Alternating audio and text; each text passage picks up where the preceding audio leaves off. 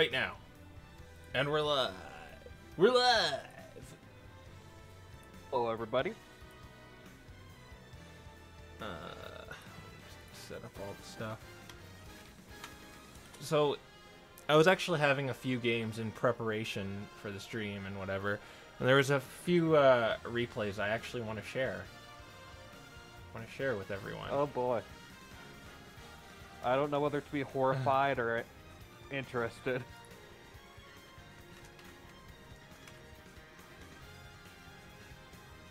Uh-oh.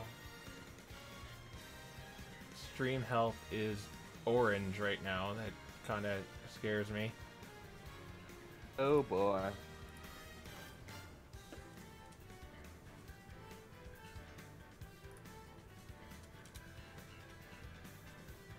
How's the stream, all three of you that are currently watching?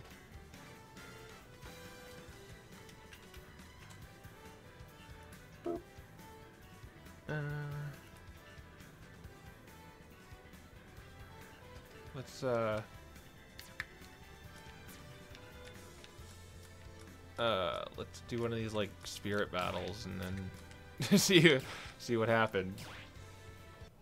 Yeah. Probably a good thing to just dip our toes into. Oh, Hades! And La Rochelle, too. And Azura just disappeared. She must have sung that stupid song. Ooh, for the ocean. This video has been taken down for copyright. Oh, yeah, that happened.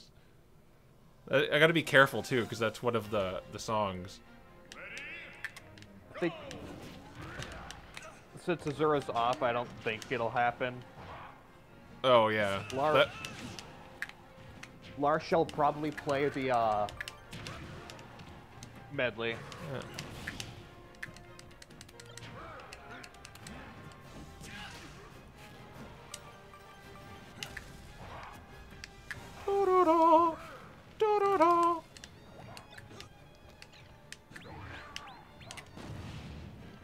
Aside from you getting your butt kicked, the stream doesn't seem bad to me. Okay. Oh my god. Bad idea to shield. Oh yeah, I got him.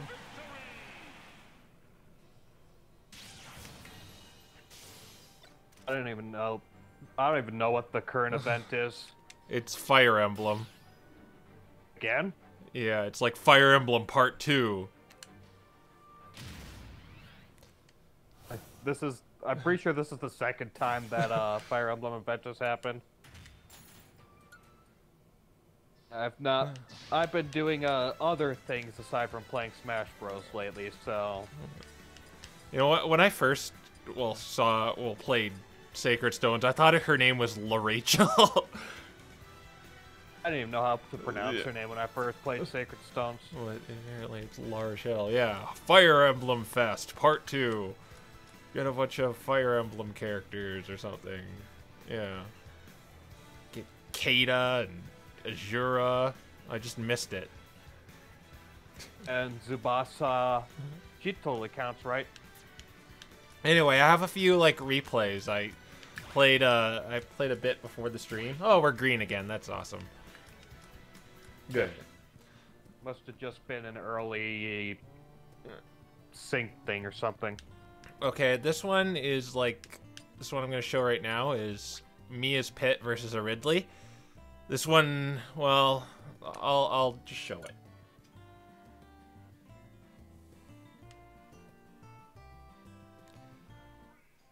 And of course my weird Pit colors, I do not know what it's a reference to with the blonde hair. So yeah, you're really doing this crap, doing the fireballs. And he's eventually, okay, I have to go in because he's just gonna orbiter them away.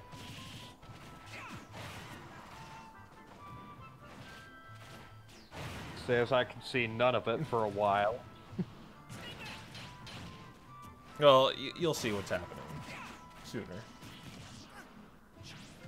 Going to the typical projectile character, going to the edge of the stage on Omega and spamming projectiles. Estelle, how's it going?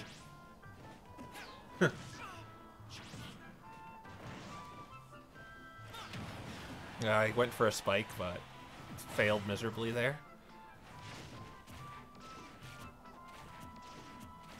Just dancing around now. God, this must be weird for you because. Yeah, And then he gets the. Yeah. You're And talking about things that I won't see for like a while. He gets the command grab and gets me. So it's 2 versus his 3. Oh, and gets the smash attack from behind. Ribbon from Kirby. Oh, the Avatar.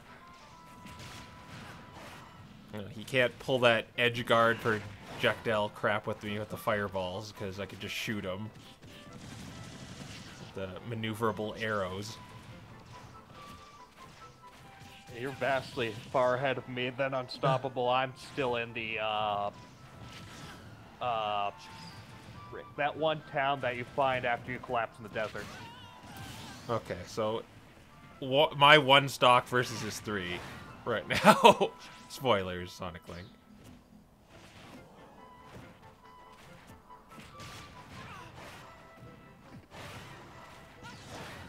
But I get my first stock. Ridley's command grab is really OP. Yeah, it's just like a kill. It's pretty much a kill if you get it off. I mean, it does have like the slow start up and the lag at the end, but it's still like a good kill move. You just don't spam it. That's what you really do. Just do it when you know you can get the kill.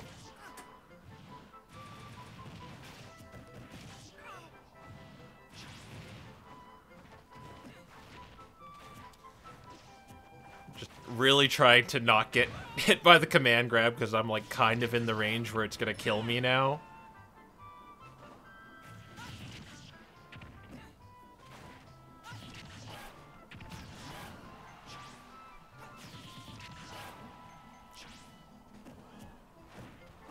Throw him off. Oh, here it is. Ah, down you go. So it's now evened up.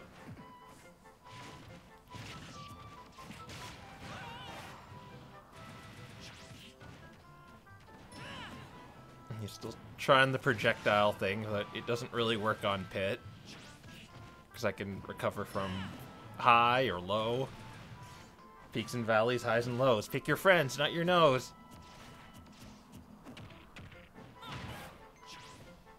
I think I'm dead here, but I managed to come back. But pretty much one command, if that didn't kill me, and the next command grab would have, like that right there would have killed me. And then I just do it to him again. Bye! Well, I imagine that player was a little salty. Okay, so that was my little comeback there. And so I call that like comeback. That'll be once I plug an SD card and save that as a video. This one is called Annoying Shithead. Let's watch it.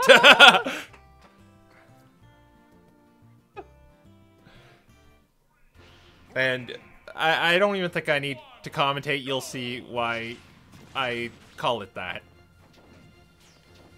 So this is against a Mii Swordsman, so I'm really not familiar with what it does. So, but I eventually learn. He's spamming counter, I know that, so I just gotta go for grabs. But...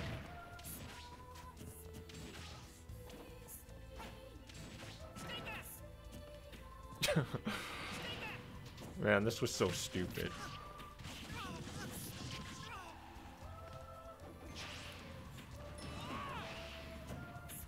Then I realized finally the tornadoes can be reflected in it. They are very effective being reflected.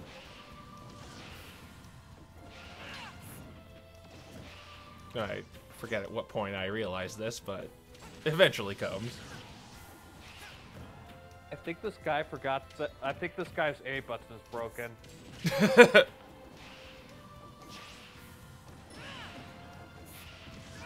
Well, that's from 7 Crazy Nights. Or 8 Crazy Nights. I forget what that movie. That Adam Sandler animated thing.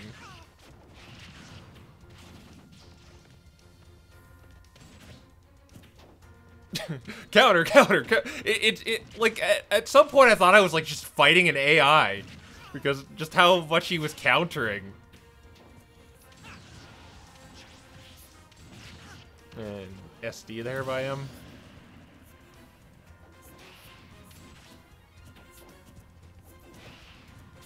So at this point I'm just like trying to grab him because he's just countering like a madman. And the stupid tornado move. Yeah, here's where I realize, oh, wait, it just gets reflected right back at him and ruins his stupid little strategy.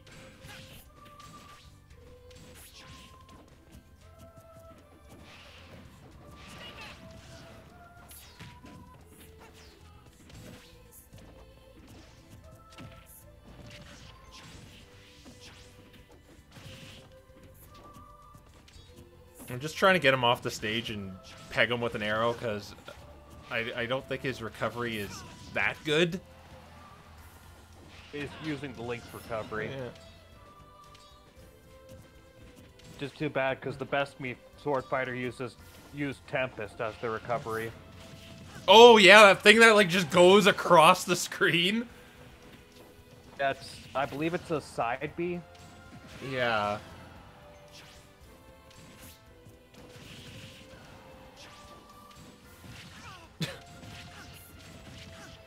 It like bugs me now looking back at this. It's just the tornado encounter. That's all he's doing. And then if he hits the tornado, he does the up B, and it's really strong.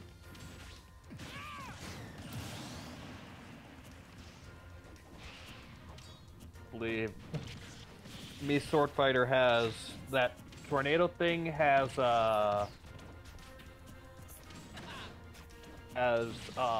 jump and dunk sort of thing, and I can't remember what its third special is. I think it's just a bunch of sword swings vertically.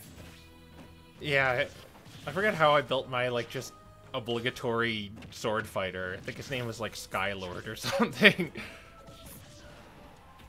I built mine to use Tempest and Sword Rain Alpha. Did you make it Lloyd? I think so, though I might not have all the Lloyd costume yet. Oh, right. They gave all the Smash 4 DLC costumes as free costumes.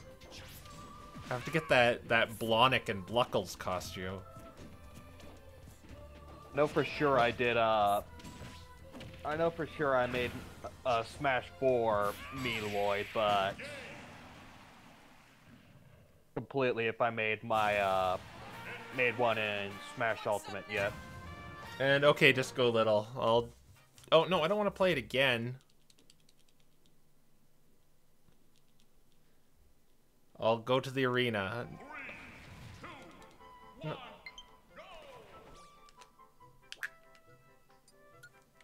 Oh, someone sent me a friend request. I better go accept it.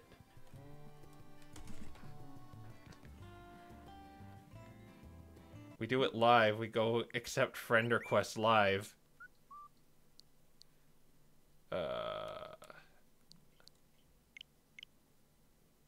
Oh, there you are. Why can't we be friends? Why can't we be friends? There we go. I joined the arena, but aside from the fact that I'm co-commenting, I think I've currently got Vesperion, and I don't think I'm anywhere near a save point. Online Smash. I guess we're doing a battle arena. Do you have one open, or friends arenas? No, then I'll just make one. Or you could give me an ID.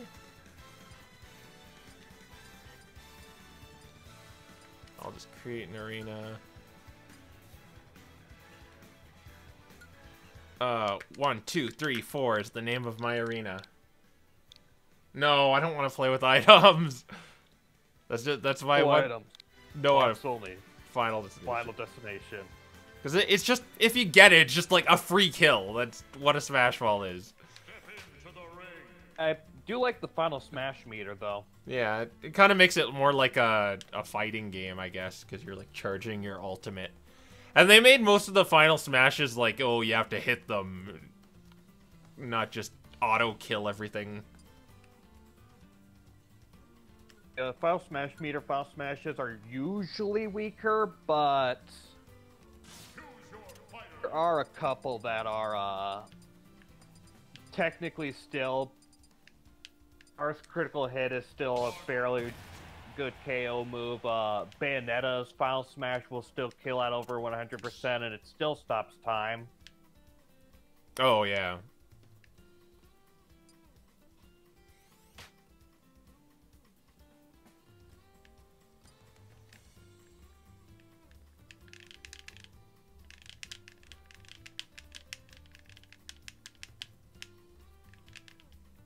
Be Dank Pit this time.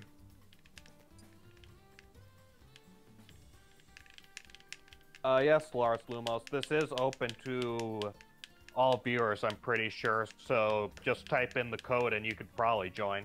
Or I put in Friend Arena. Oh. I'm just doing this one because Disco Little asked. Oh, it's a brawler.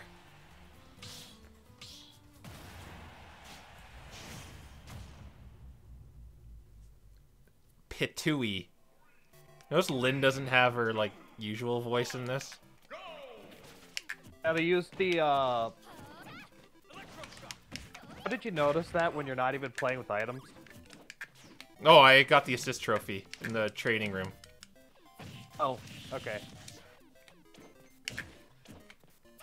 Haven't, for some reason, they are using the same clip from Brawl, and they're not using Lynn's current voice actress. Yeah. I don't know why, considering Lynn's voice they use in Brawl is really not fitting to the character. Yeah, I know. It's like this really, like, I'll handle this. Like, really deep. She's supposed to be, like, 15, too.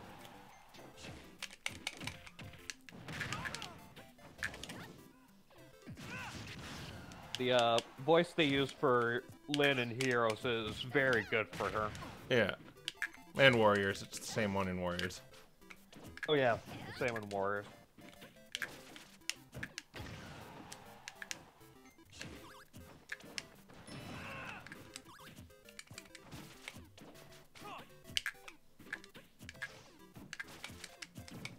The headbutt.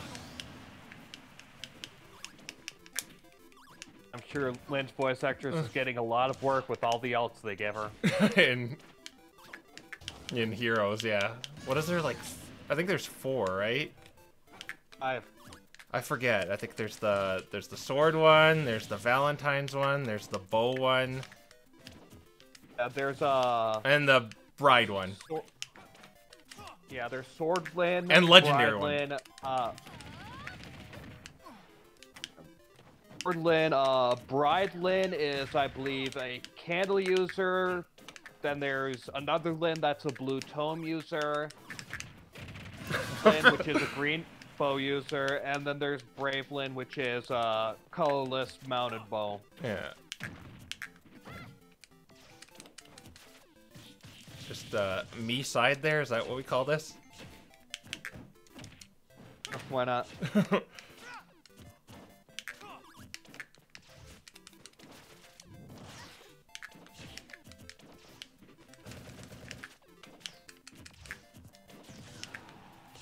Unfortunate, because I do like Lynn, but even I agree she got a bit more in Heroes than she really shoulda.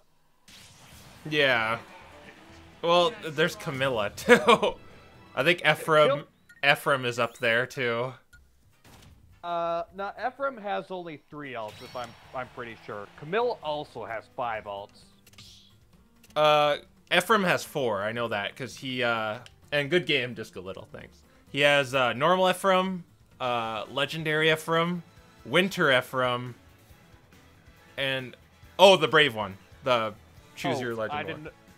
I didn't know there was a win. Oh yeah, there is Winter Ephraim. I completely forgot about that. Okay, yeah, there are 4 Ephraim. Okay. Anyway, to the thing where I know there's a dark world where I have to do the whole thing over again because it got spoiled to me. All right, let's go.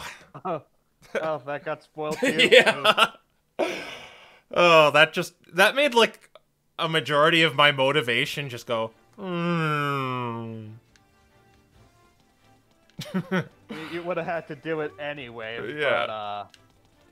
But it would have been better as a surprise. Yeah. It's like in Ghosts and Goblins when you have to like do the game over again because Satan played a trick on you or something. If memory serves me correctly, this castle was an illusion, a trap to visit by Satan. Go forth boldly and make rapid progress. That's horrible. What like that. Horrible person made that. No, it's not. You don't have to do the entire thing over again. The Dark World is much smaller. Oh, okay. Like, it's not that bad, and the Dark World has a lot more puzzles to it, actually. Oh, puzzles? Just like Yeah. press switch, do the like the power plant in the castle? No, it has one puzzle that requires you to pay attention to clues. Oh, interesting. Yeah, it has one puzzle that requires you to defeat certain enemies in a sort of trivia quiz thing. Puzzle that requires you to defeat, well, not defeat enemies, but defeat sort of outside things with cannons. Oh, I just realized this was a stamina battle. Yes, this is a stamina battle. Thank you for noticing. Has a lot of it is actually really neat, but yeah, that means you're not even halfway done with this game yet. Yeah.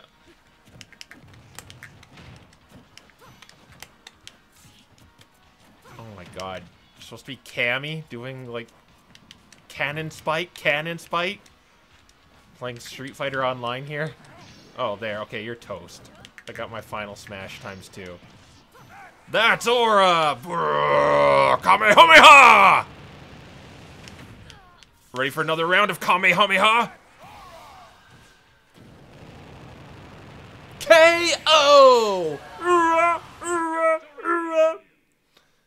You win! Perfect! Perfect.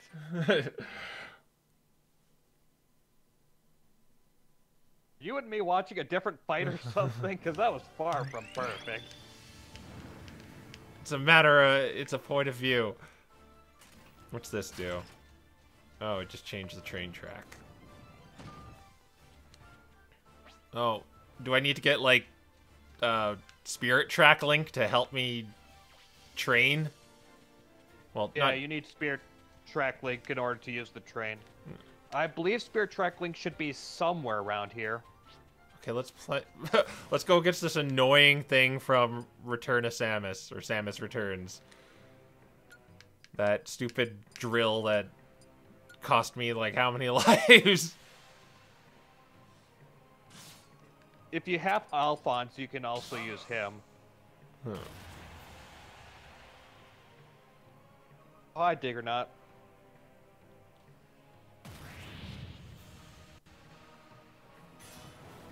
It's Rob.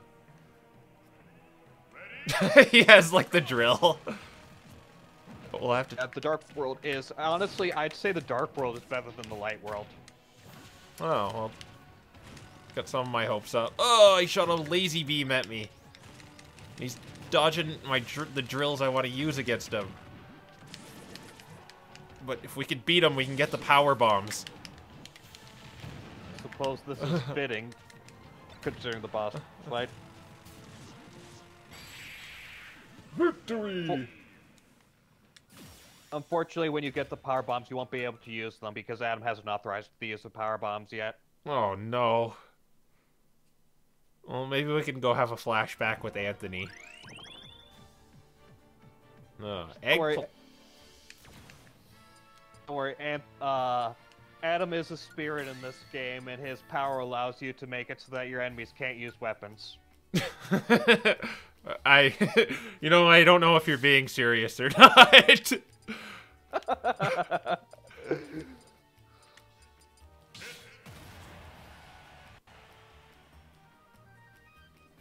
No, there. Well, I doubt this dark pit can turn me into an eggplant, so I wonder what it's gonna do.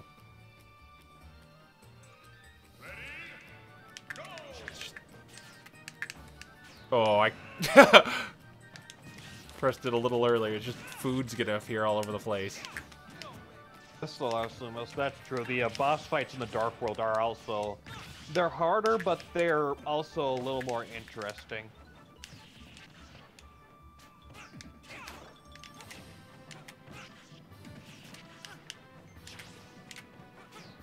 It does kind of suck that you have to go through the entire game over again, but... Or, well, not the entire game, but you have to go through... But at the same time, there is a lot to be enjoyed from it. Yeah. Uh-oh, Vridi's gonna drop a reset bomb.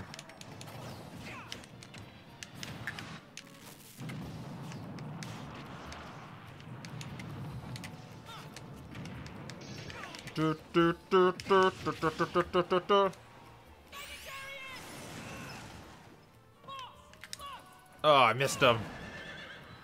But we get to do it again. Lightning Chariot! Okay, I gotta get him. Ugh!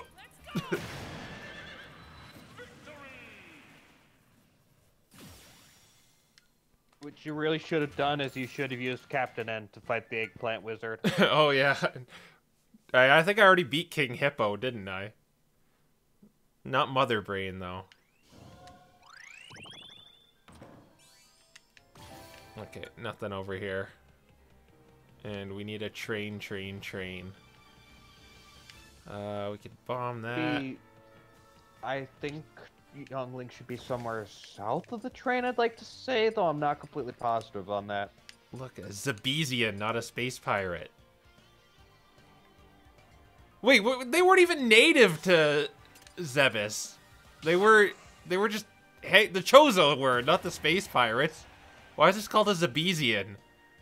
I don't know. Yeah. His neutral special has increased power. It's just a bunch of Dark Samuses. If they make Captain N one of the DLC fighters, I will laugh my...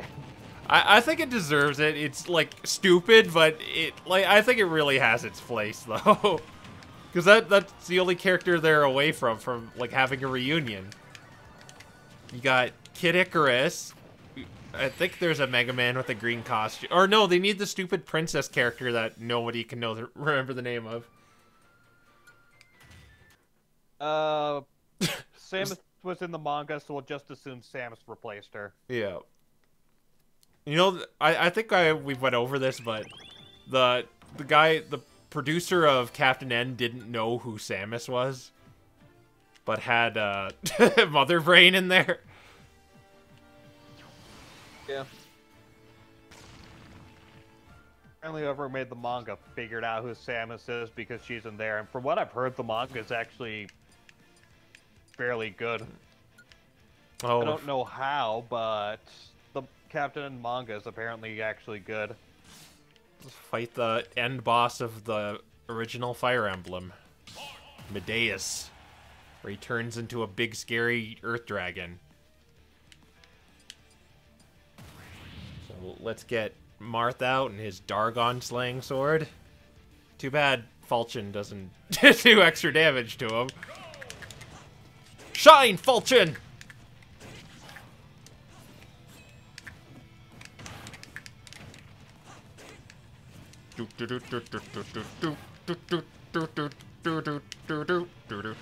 I love the... Oh, he's turned giant. I guess he's turned into his dragon form now, even though he was already a dragon.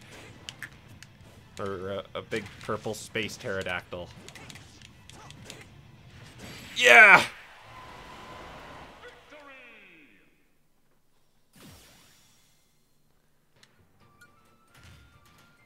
The problem here is you weren't using Tiki. Oh, yeah. If memory serves me correctly, Tiki nearly one-shots the final boss. Oh, I thought you were supposed to do it with Marth. I've never played the original one, so...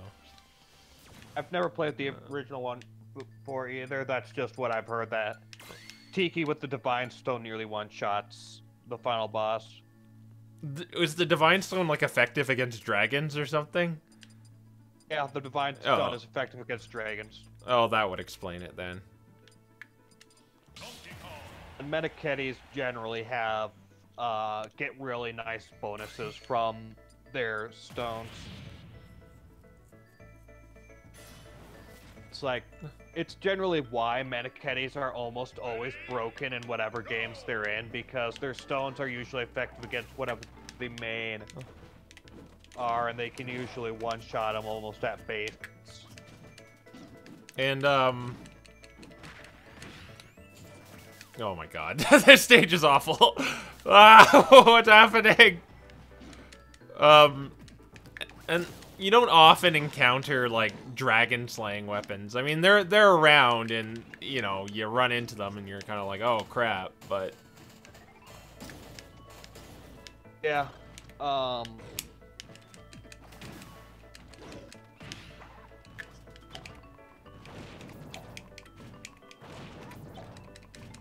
Oh my god. I hate this level.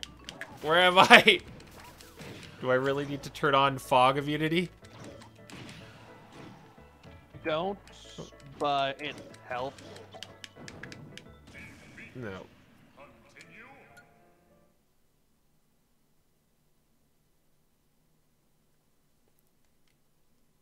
Like one of the worst stipulations in one of the worst levels. Great Cave Offensive. Yeah. That's sort of why it's difficult, because, like, normally the fog isn't that bad, but there's a Great Cave Offensive.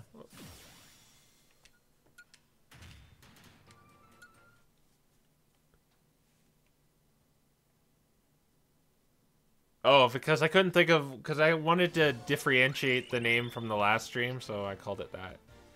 Daruk.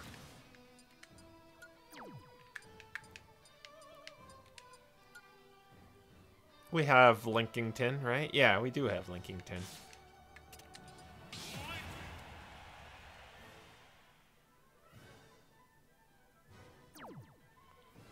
Oh, let's switch back to my boss setup.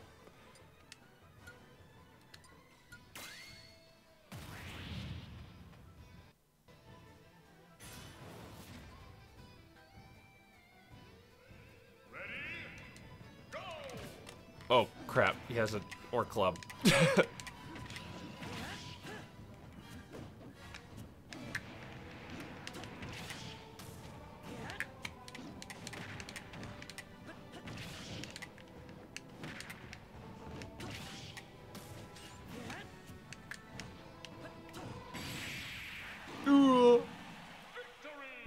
love how DK's eyes bug out of his head.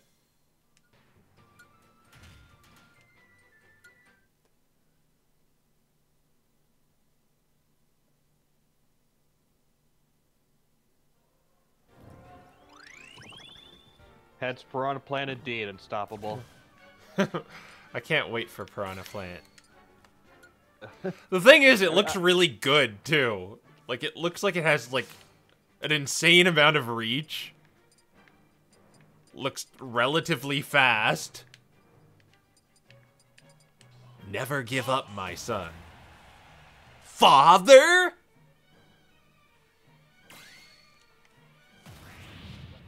Said it before, but Piranha Plant, like, I don't like Piranha Plant in terms of, like, interested in a generic enemy, but I do like it as sort of Nintendo's way of trolling their fan base. Yeah. The ultimate troll will be like if they put Mallow instead of Geno. Oh,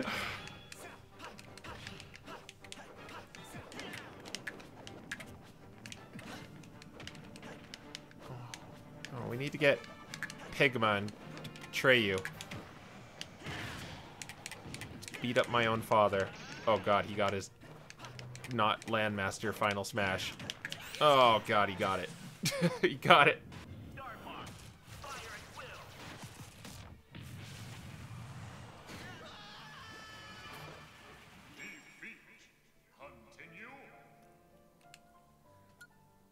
With the poison attack.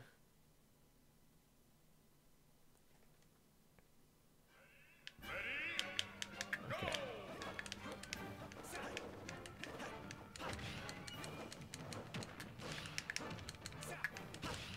Die, father.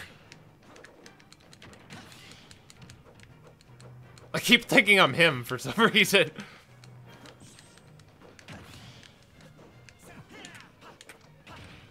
Our ability to commit patricide is severely lacking. Oh, he got the buff now. Oh. Oh, okay, good, I dodged it.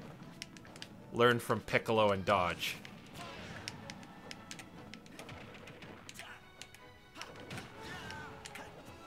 God, he's like flying. Okay, you're dead. No, he still has the Foxfire. Okay, I got mine now. No, I missed. Curses. And I missed again.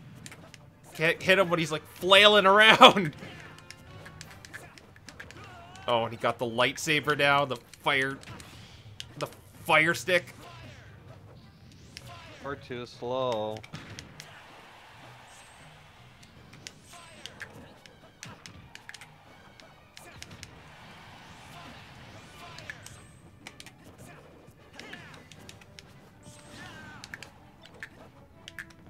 That's actually kind of unstoppable. I definitely, like, I said this in a previous stream, but, like, I don't hate Piranha Plant in the, this is stealing a character I spot just from tapped insert it. character that's never going to get in the first place. Oh my god, I teched his final smash. That was kind of amusing.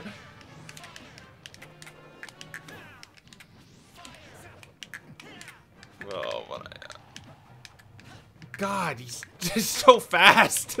I teched it again. Oh. I remember this fight taking me a couple of tries. Oh, God, I just can't get him with the final smash.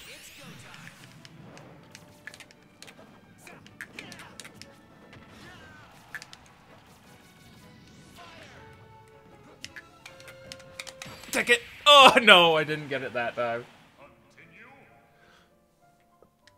I've said before, Piranha Plant is not a character that, like, I don't absolutely hate its existence, like I've seen a lot of people do. Piranha Plant as a fighter does not horrendously offend me or anything. Yeah, I think it's funny, if anything. As a fighter, it might... I generally like things that amuse me, and Piranha Plant amuses me. Yeah, it certainly fits the, it certainly is. It's definitely that sort of joke fighter sort of thing. I mean, it works very well. I find it.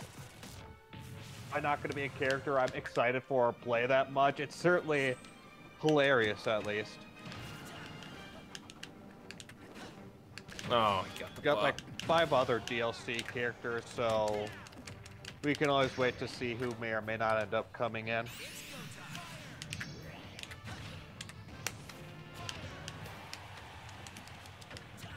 Oh, God.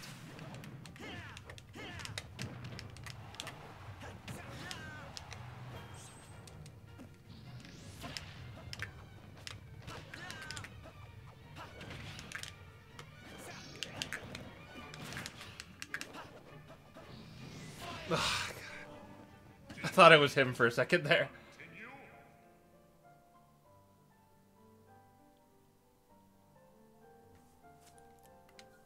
Teching is when you, like, hit a wall and you press R and then you just kind of stop on the wall.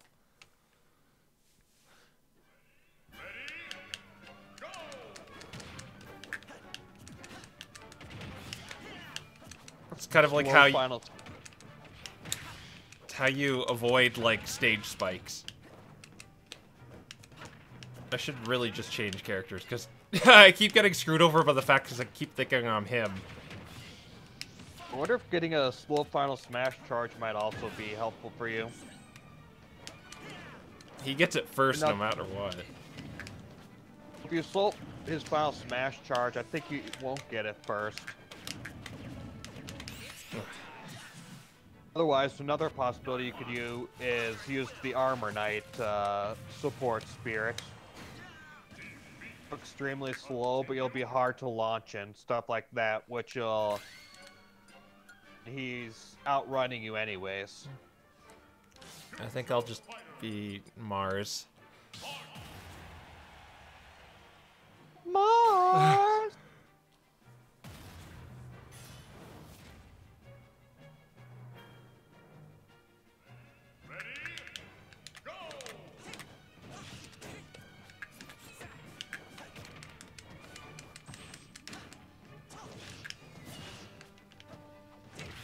Man, he just doesn't take any damage, too. Once he gets the increased stature, sort of foobardish.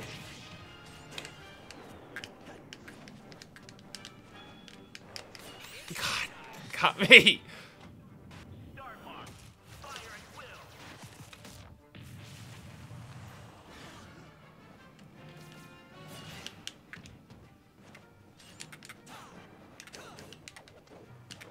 Oh, no, don't let him get items.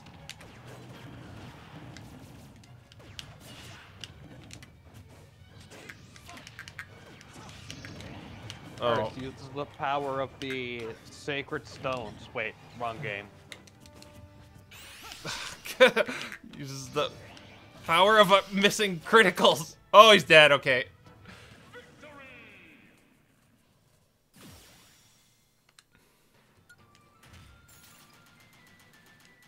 It's one of them, like, high-level spirits, so maybe it'll be useful.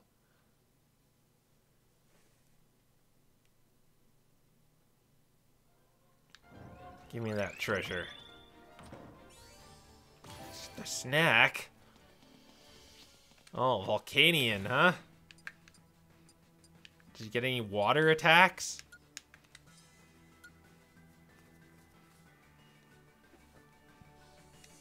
Let's be Pika.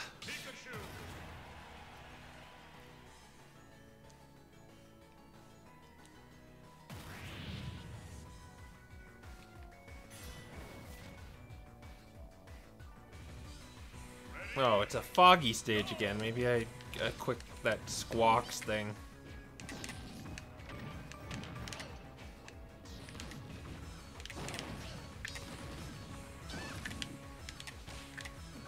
Oh god, this is bad. Maybe I should just not move. Use like the Jurassic Park mentality. Sounds like a terrible idea, but okay. Okay, I won. No need to worry. You're done. Oh, lava floor immunity. That might be useful. If I decide to... If I'm on a really hard stage with that crap going on. And there's a fighter. Oh, a Metroid. Metroid spirit. Well, you know who we gotta be. Mario! Or no, we be Pit, because it's a Kamedo. That universe and this universe have been combined together by Galeem, therefore the reference doesn't work.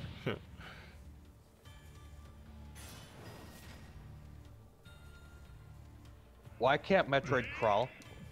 I don't know. Oh, it's sticky floor? Why is it... Oh god, the Metroid, the baby! Let go of me! Or I think this is just a normal Metroid in let go of me! Get off! I think in Brawl it was the baby, but this one is not the baby.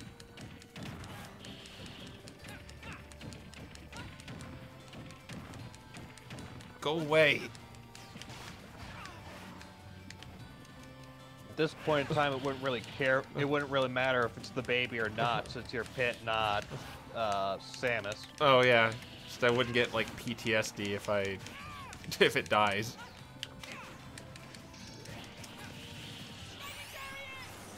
Foss, Lux, giddy up!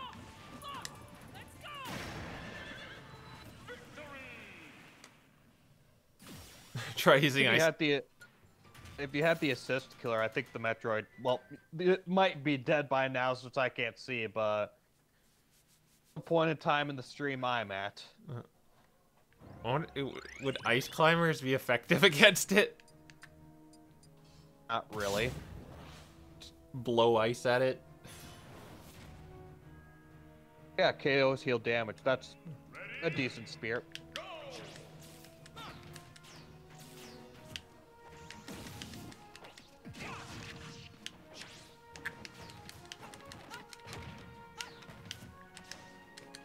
Samus took off her clothes.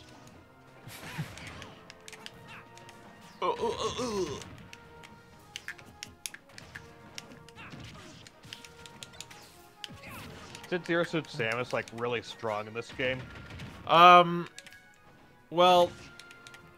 I find she's a lot better on battlefield stages, not necessarily Omega ones, because her kill move is her up B. Well, that's her. Oh, she got a. That was a well-placed turtle shell. You just pretty much set up for that, like, the up B kill, and like, if she up B'd there, I would have been dead. Ooh, ice. Yeah. Ice, I get it. That's why you were saying use ice climbers, because ice. Okay. Yeah. Or maybe they could have been Sector Zero Metroids, where it's a crapshoot if they can be frozen. Mario and Luigi. Samus, these Metroids can't be frozen. Sir, you just froze that Metroid. I know what I'm saying, Samus. And I shot you in the process.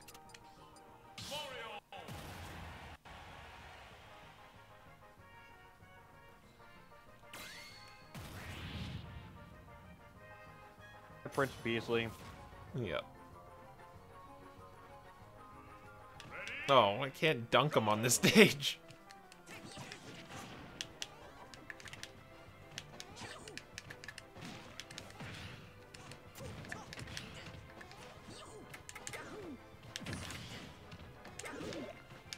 No, you're supposed to have increased melee damage, not the boomerang. Let me have the boomerang. Let me be cheap. Or, you know what I could just do? Right, I could just do that. It's a walk-off stage. Could just have him be eaten by the piranha plant. He's weak to that.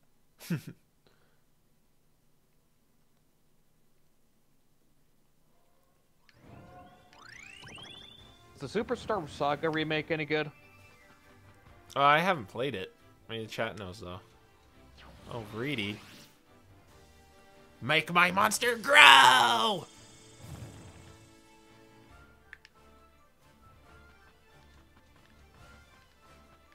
No, I can't get over there. A Centurion.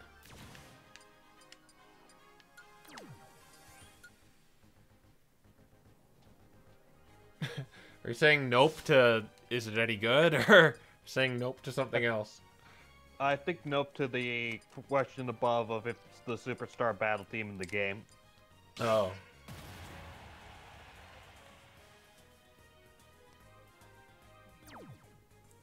I'm at a disadvantage. Let's just try it with a disadvantage. There's just gonna be like a million pits. Yeah, well, 7, but...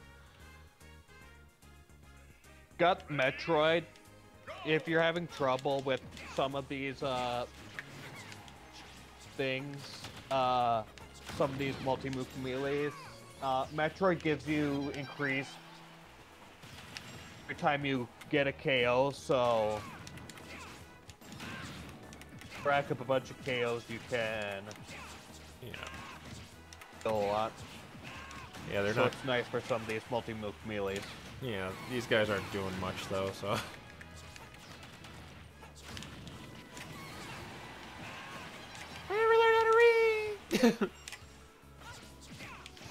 Oh, In the Dark World, you'll actually get one of the best spirits in the game. Look forward to that eventually. In fact, I'll be directing you immediately towards that.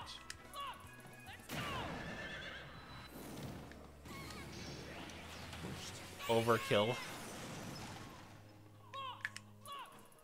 Yes, I have actually played the original Superstar Saga. A Pit remake? You mean Tales of Mythology Palutena's Mirror remake? Partners in Time. Oh no, someone's asking, or Solaris Lumos was asking for a Pit remake. That's Partners in Time. Oh.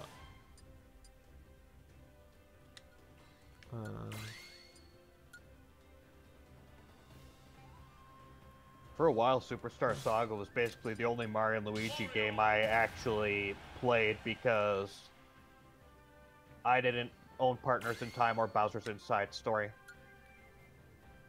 To the Odyssey. I just realized we should be that one. Is now copyright infringement.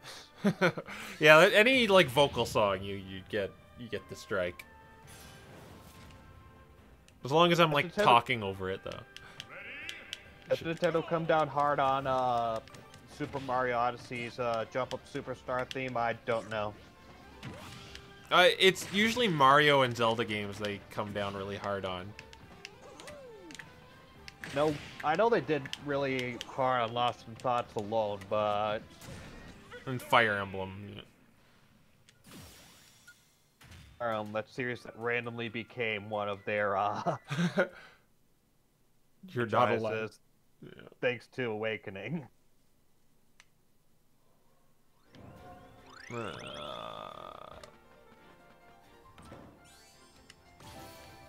What's this?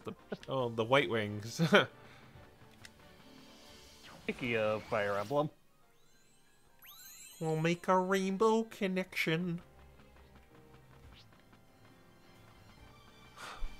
Let's see, we have the... Let's do Dintos first.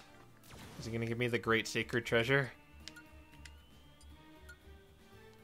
Just basically a mech suit. It's going to give you Dintos, the Fresh Maker. Oh, did they make that joke in that game? He says something at the beginning of the chapter. I remember Pit saying something about his name.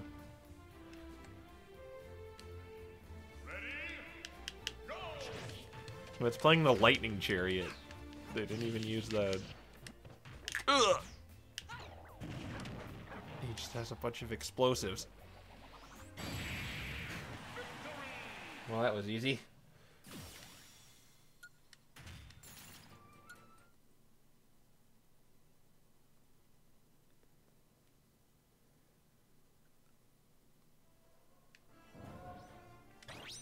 Yay, I got a new location. Flying Man. I guess we're using Ness, huh? Defeat the main fighter to win. Stamina battle. Ooh, the Flying Man. This might actually be a difficult. Oh no. I don't actually think I have Ness. I don't. I think you could have Lucas right now. Yeah, I do have Lucas. Disadvantage. This one's a master one, so I probably want to change it to at least a neutral effective one.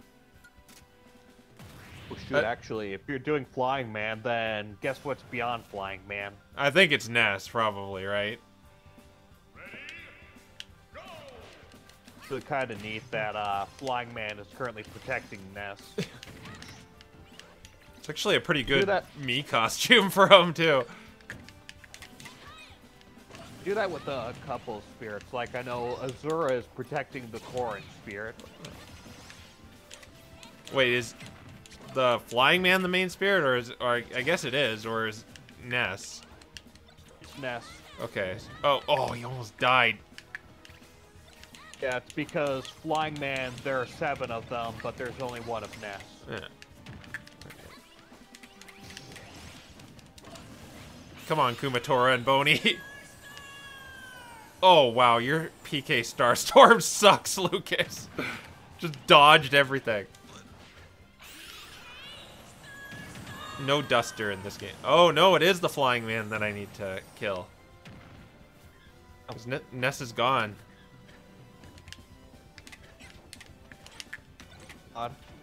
Would have thought it would have been, because the Flying Men only exist because of Ness, but okay.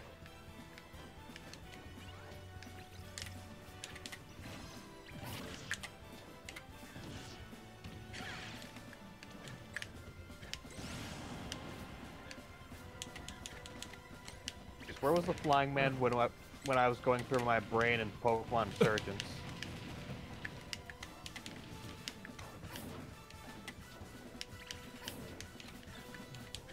Oh, he's got a banana gun.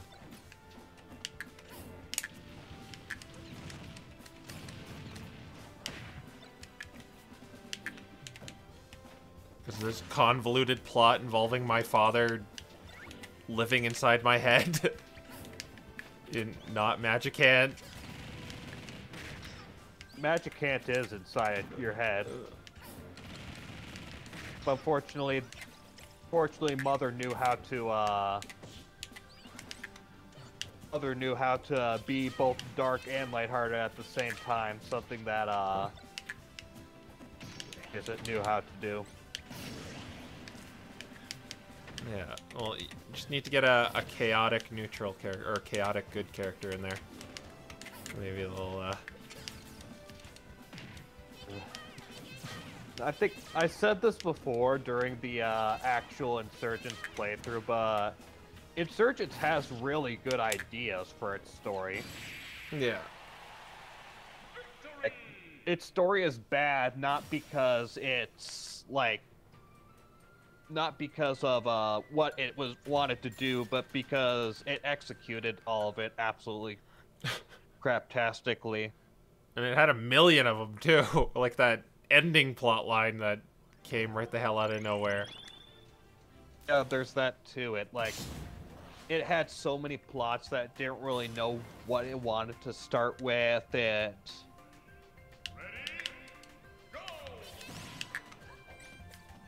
went from plot point to plot point to plot point. A lot of the characters aren't really developed, and a lot of the dark moments are dark for the sake of being dark instead of dark for anything particularly meaningful.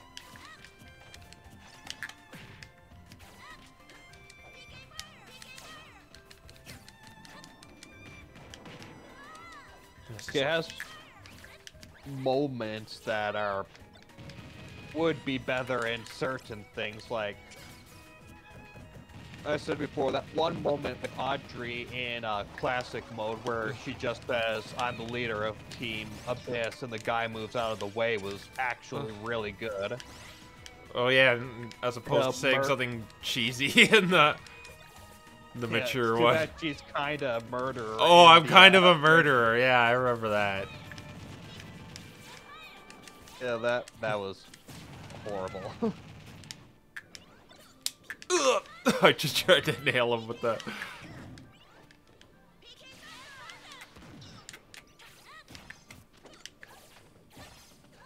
It's like, we want a dark, edgy Pokemon game. Okay, congratulations. What do you want to do with your dark, edgy Pokemon game? Like, general rule of thumb, conflict and dark stuff can be good, but it has to have meaning behind it. It has to have a reason for being there. Yeah, there are Random humans. A lot of fanfics like that too. Yeah. And Mother 2 won there because it actually got translated.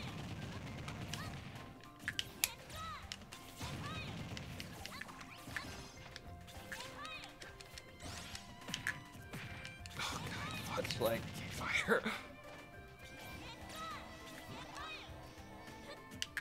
it's like if there was a reason and meaning for some of the dark stuff, like let's take the first scene. What is the meaning behind the Darkrai cult being their human sacrifice? Let's kill everybody for the sake of itself. Like, what purpose does it serve for the overall narrative? To show we're the mature Pokemon game. Yeah, and that's pretty much it. It's like...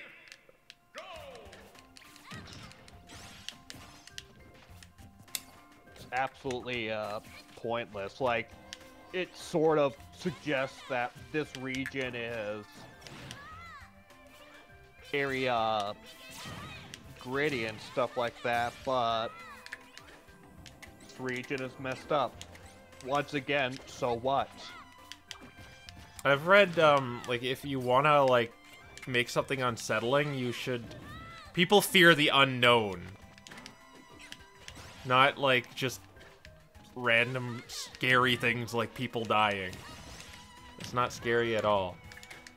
It's like, what's more scary? You wander into... Okay, you open the door and there's a bunch of zombies looking at you. Or you walk into the room and there's a music box in the center of the room playing a broken tune. It gets quieter and quieter. It's like, the music box is scarier, not the zombies. Maybe if in real life, yeah, the zombies would be scarier, but from like a narrative standpoint. 8-Bit Music Theory mentioned this in their video on creepy video game music, that the music that works the best tends to be the more unsettling music than the outright... Yeah, like Rever End's room in another music box theme in Black and White. And then in Black and White 2 it played like a Discord version of it. But like End's room and that castle itself is a perfect example of doing what Insurgents couldn't do, because like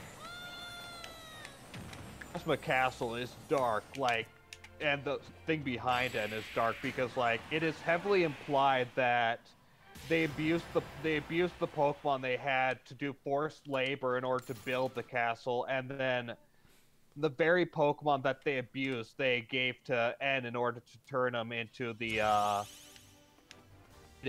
for him to be in order to carry out their plans. Yeah. Which is extremely dark, but it's told through implication and subtlety. Majora's Mask is a great example of it. It's like everything is depressing and dark about that game. It's all about like kind of giving them closure and a happy ending. Yeah. That's another good example because like the dark of the game is there to give you a reason to sort of help out these people, and Feather due to sort of how the game's themes work. Like, if you're dark, first off, be subtle about it, but also make sure there's a very good thematic reason for your being dark. Try to balance it out, too.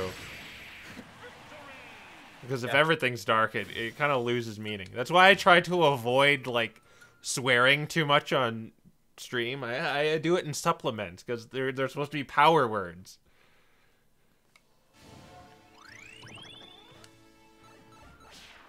And I just kind of, like, feel, like, uncomfortable sometimes doing it. In the company of, like, friends, I do it all the time, but I don't know. For some reason on stream, I'm like, even for, it's not even, like, YouTube, like, demonetizing it.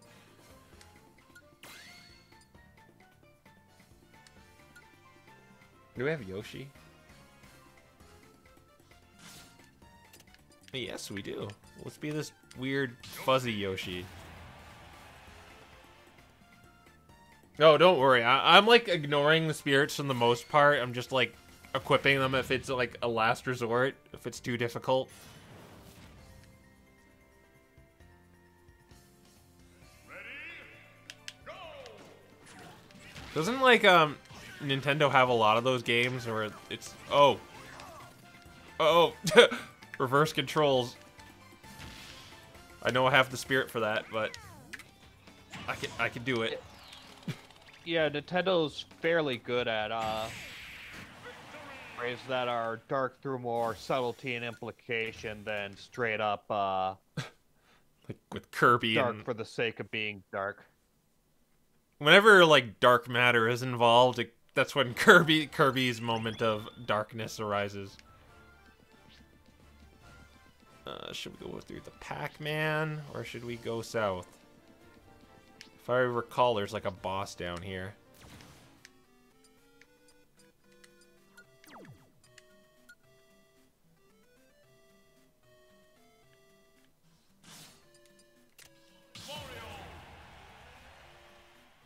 Hey, you want to head south from where you are. Yeah. Spirit Where at? disadvantage? I don't I'm currently looking at. The blueprint, then you want to go south from there. Okay. It's really like orchestral version of the water theme from Mario. Do, do, do, do, do. All right, you have to hit it from the back of Mario's head because for some reason the hitbox is there. Come on, come on. No. Oh crap! This is timed. That's definitely something that the Insurgents devs really should learn from Nintendo is make it dark, but not make it meaninglessly dark. Yeah. Because Pokemon by nature is like, it's really hard to make dark. You gotta make it like happy in a lot of places. That's why Lavender Town was so effective. No, I would need Lapras, and I know that because the trailer. Speaking of Pokemon. Lapras should be somewhere around here.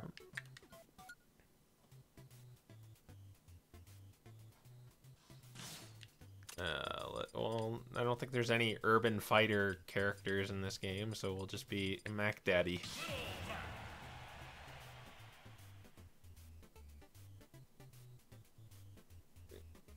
I've heard something about that, like Kirby was implied to be created from a dark god or something. Like, I've heard something. I thought it was a little ridiculous, but... No, that's canon.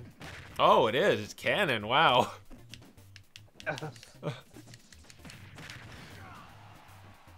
It's a long story, but yes, that is actually canon, that Kirby is from a dark god. Does it have something to do with that, like, pilot of Kirby Right Back at You?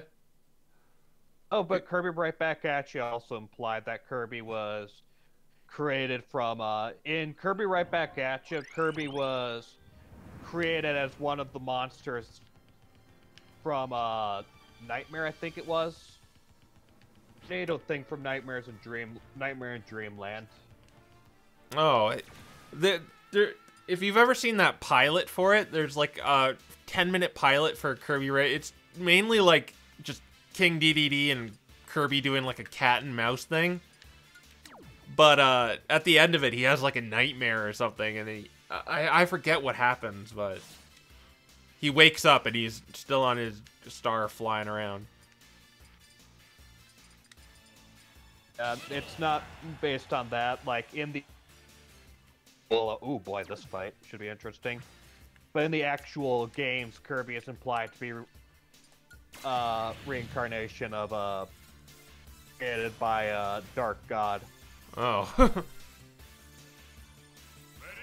King Hippo. It's like Kirby lore is just what the heck happened here. Yeah, it's like a game made for 3-year-olds, but then it's really hard to die.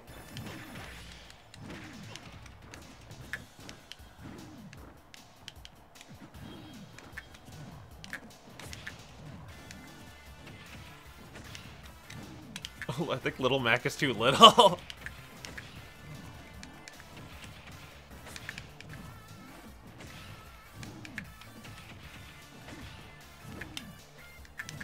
Wow, this is actually faring to be quite easy.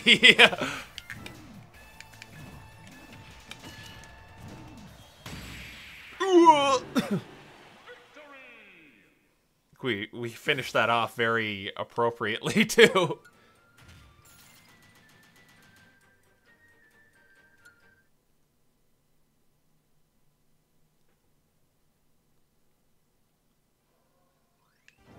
I'll take that treasure. Oh, some Splatoon 2 music. The Animal 5 suddenly have a final smash. Oh god, this one looks like a nightmare. The Shine Sprite one.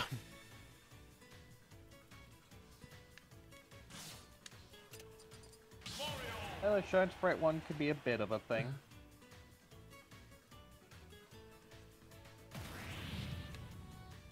The good thing is Rosalina and Luma is, like, Rosalina's Final Smash isn't that difficult to deal with, but...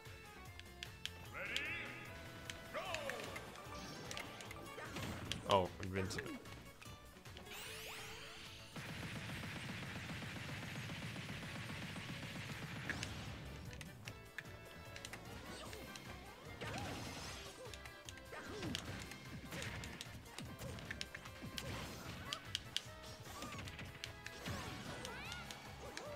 Don't get the star, don't get the star.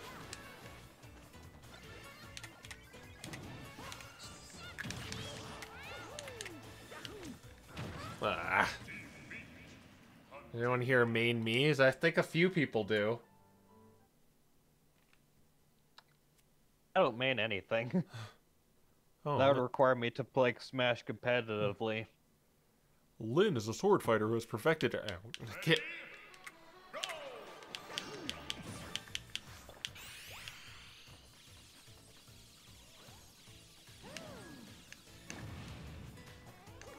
We just have to, like... There's a sword fighter who perfected her quick draw, which has nothing to do with anything in her game.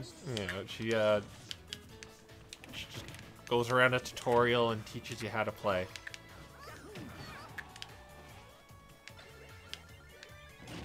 Then she offers emotional support for Hector and Eliwood. Yeah. I think it's been a long time, but I don't think she has that many plot important scenes in after the tutorial and after you get back for her. Yeah. With Eliwood, I don't think she's too plot important. She's sort of just there to be helpful. Mm-hmm. Yeah, it was mainly Eliwood's game. And it's funny enough, she's like so overrepresented from that game.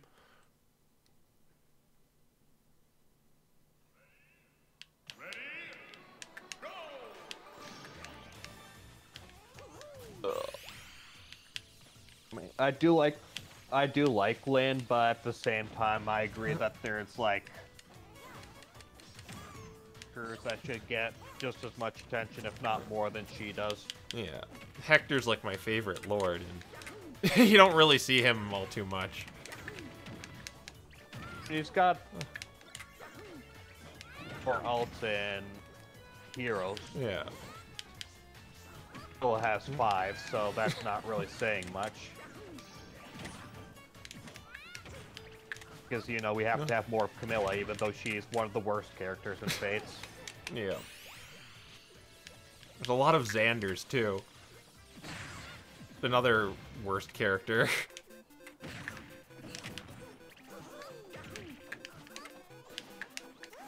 Xander's bad due to writing, whereas Camille is bad due to just her character in general. Like, Xander's character, when well written, is actually really interesting. It's just never well written. Hanoka's, like, in terms of, like, the Hoshidans, it's like, a lot of them are just kind of forgettable. You got your edgy Takumi, who just, it's like the only final boss in a 3D Fire Emblem game that's not a dragon. Or, I guess, 3DS ones. Well, Ashnard rode a dragon, if that counts.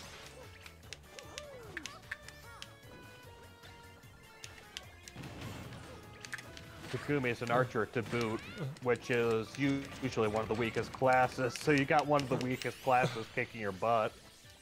Yeah, and they made that map like a nightmare too.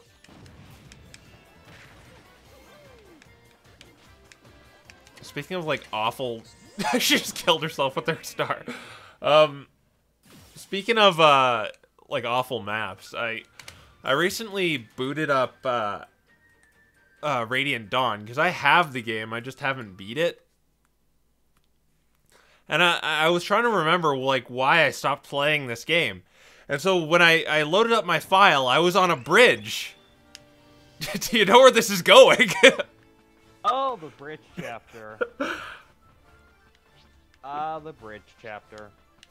Then I remembered, oh, right, there was, like, a bunch of characters. Yeah, okay, so the deal with this bridge is... So, it's like, you gotta go through, like, a ton of enemies on it. And, it has ballistas, so you can't, like, be cheeky with your flyers and, like, oh, no, they'll just get shot down. But they also have these mages that, like, set up these, like, blockades, and the only way you can get past it is if your flyer picks up one of your guys and gets them across it. But you don't want to do that because there's ballistas on the other side. But that's not even the worst part about it. You know what the worst part about it is? You know what the worst part about it is, don't you? Yep. Yes, the goddamn pitfalls. So, okay, I'm gonna get Ike to just, like, take all the damage. No, he falls in a pitfall, and then just a bunch of enemies hit him because he's stunned, so he can't counterattack. That goddamn, then I just didn't want to play it anymore. It just made me so mad. That bridge is also in Path of Radiance. Yeah, it was that same, but they didn't have it. I forget what it didn't have. It wasn't as annoying. It didn't have ballistas. Oh, I'm thinking of. That's why I'm thinking of ballistas. No, it didn't. It was just those traps that, those like seals the mages would make, that you couldn't walk across. But it had, like, 2, like, escort units you had to take. So, you can't render the map unwinnable.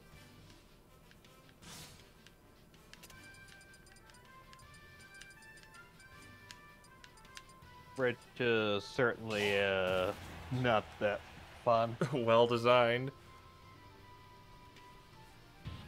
And then, do you think it compares to the big green squares in Celica's Path in Echoes?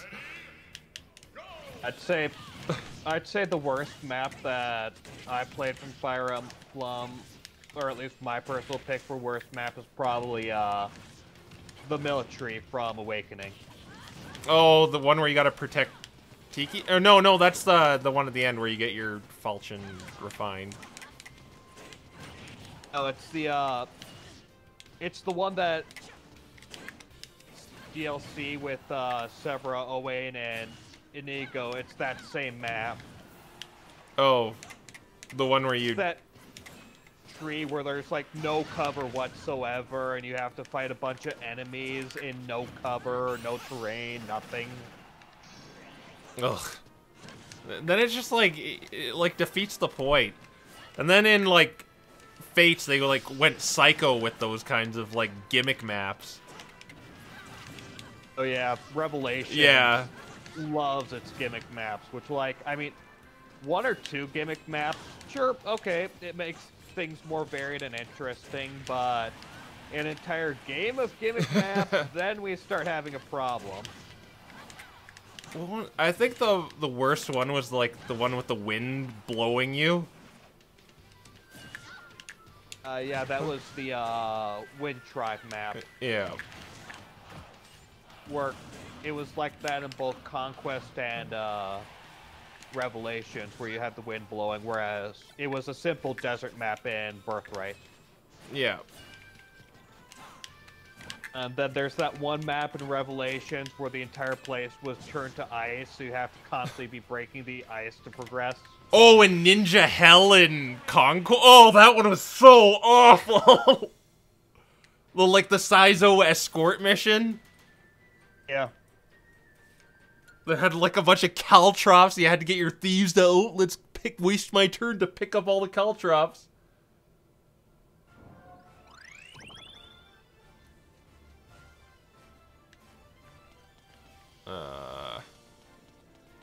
Mallow! Hey, Mallow, what's up? You gonna become a character?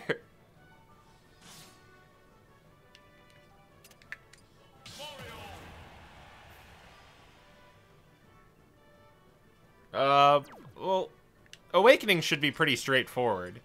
I mean, it's a lot of people's first Fire Emblem game. It's the one that ruined everything, right? Yeah, Awakening's fairly easy, fairly newcomer friendly. It shouldn't be really too hard. If you're in really trouble, do. just use Frederick. That's what you do. Just Frederick Emblem.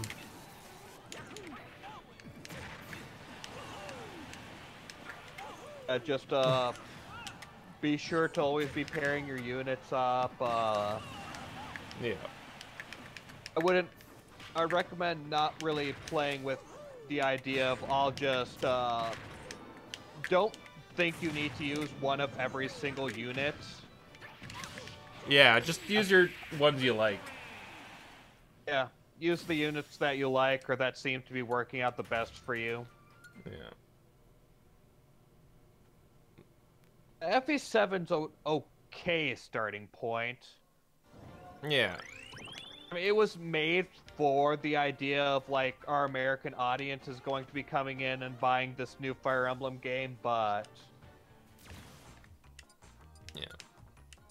It was my first one, but I was like, I only bought it because of Smash Brothers, and I was like, oh, where's Marth? This guy looks like Roy, but he's not Roy. He's Elliewood.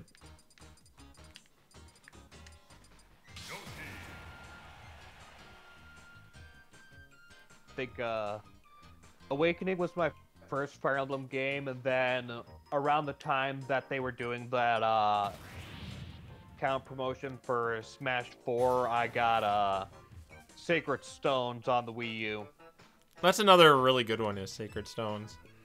It's like, well, it has a lord that doesn't use a sword. It has Ephraim, I guess, but you're Erica and she uses a sword. Yeah, Erica uses her sword. Her Sieglend. Well, it's a rapier at the beginning, but in that game you just throw Seth at everyone and and you win. Seth is the most broken Jagan. Yeah. And then in Radiant Dawn you get Knife Jagan.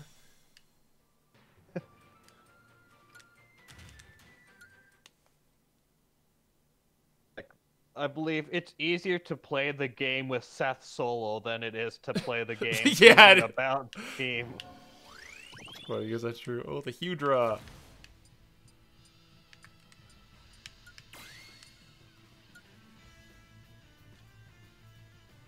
And because that's the item at the very end, Marth gets that that emblem you see on the title screen with like this infinity stones in it. That's the Fire Emblem. There's actually an alt of Marth in Fire Emblem Heroes where he's actually using the Fire Emblem. That alt of Marth looks really cool. The Hero King Marth. You've ever seen that? Yeah, I've seen it. It's got some really neat animations. And he has like the fur trim around his neck, and he's like wearing like armor. It's kind of yeah, it looks really good. They really like to really bump up the animation on their legendary heroes. Like, the Fire Emblem changes game to game. It's usually some sort of plot important item. Yeah. In it's Fates. Shield. In Awakening, it's a shield. Say. Fates it's the auto sword.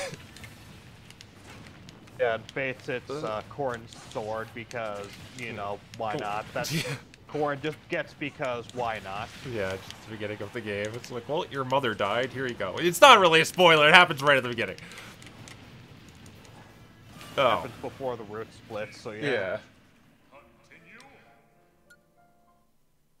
Yeah, and I don't think Echoes has a Fire Emblem.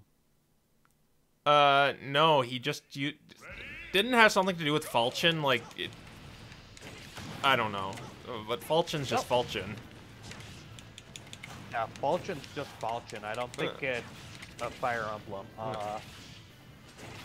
Sacred Stones had a Fire Emblem, unless the Fire Emblem was the Sacred Stones themselves. Oh yeah, because they're you know, the Fire Emblem has the stones in it. Maybe the stones were that part of the Fire Emblem at one point. Maybe. I can't remember. Yeah. Maybe the Sacred Stone of Renee was considered the Fire Emblem. I completely forgotten about it. Oh, speaking of Fire Emblem, we're going to be fighting Tiki. And I bet her assist trophy's going to appear. Well, Marmar is going to go slice her up.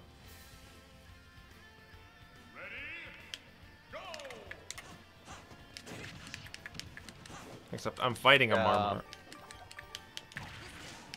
Fire Emblem 7, the Fire Emblem is just a random thing that has no plot importance until Fire Emblem 6, where the Fire Emblem unlocks the seal for Roy's sealed sword.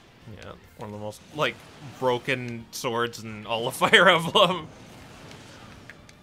The Sacred Sword is only beaten out by the Omega Yato in terms of just raw power. Let's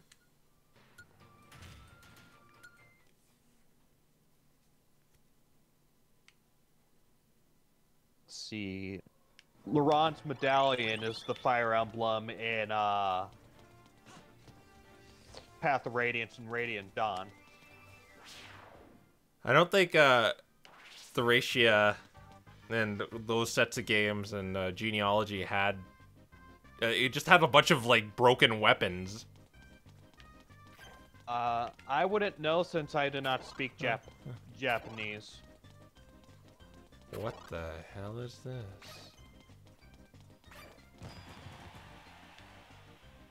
This is Gourmet Race. Basically, you have to get a certain amount of food, and the more food you get, the better your reward at the end is. Oh. But you'd have to do this 3 times, right? Yeah. You'd have to do it 3 times for everything. Okay.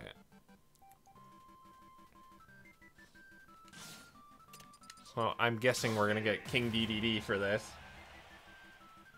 Potentially. And by potentially, I mean yes. Yeah. Tiki is... Right, this is really hard to get perfect. Yeah, Tiki is enhanceable, and you can enhance her to the best waifu. Oh, the booby dragon. Now, I like Tiki for several other reasons aside from her chest size. Yeah. She upgrades Wanted to go for a girl just for a chest size, and I would have dated Camilla, and yeah. I've got so many better things to do than date Camilla. Oh, you can do that. Yes, you can do that despite the fact that she's your sister. Yeah. Well, a sister in, like, the biggest air quotes ever.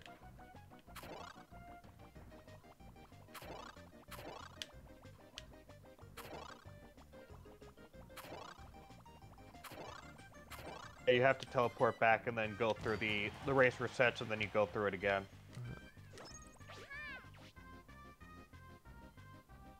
Oh, okay, good. I got it. Second place, yeah. Cannot remember the first place path, so you're on your own. I think you need to get food in order to get first place. 10? I think it's 11 or 12. Oh, whew.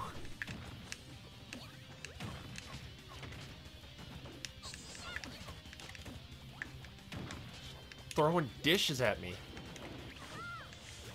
No, I think the reason I actually like Tiki as the character I romance in is just because I like her support conversation with Robin the best. Yeah. Sort of like the trope of the immortal who is willing to date somebody mortal just because small moment of love they receive is worth more than the eternity that they would. I actually think it was a shame that she wasn't in Warriors, because I think the supports would have been, well, with Marth at least, would have been better. But yeah, if we had a regular Tiki instead of a Lolly Tiki. child Tiki. What you mean? I agree.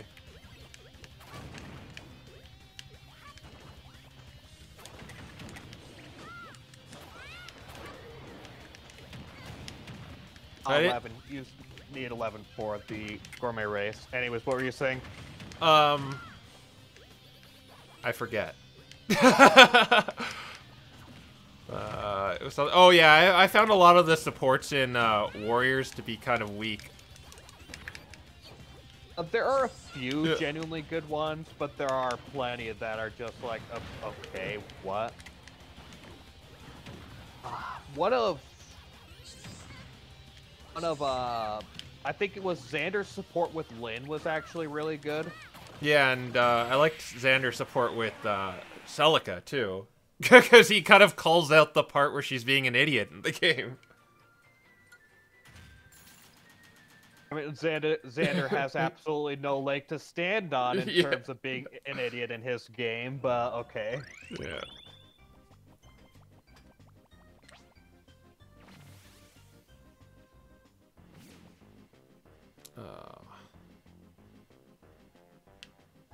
There are some good ones, but there are a bunch that are weak. Yeah. I think the especially weakest are usually the support conversations with characters they already have support conversations with.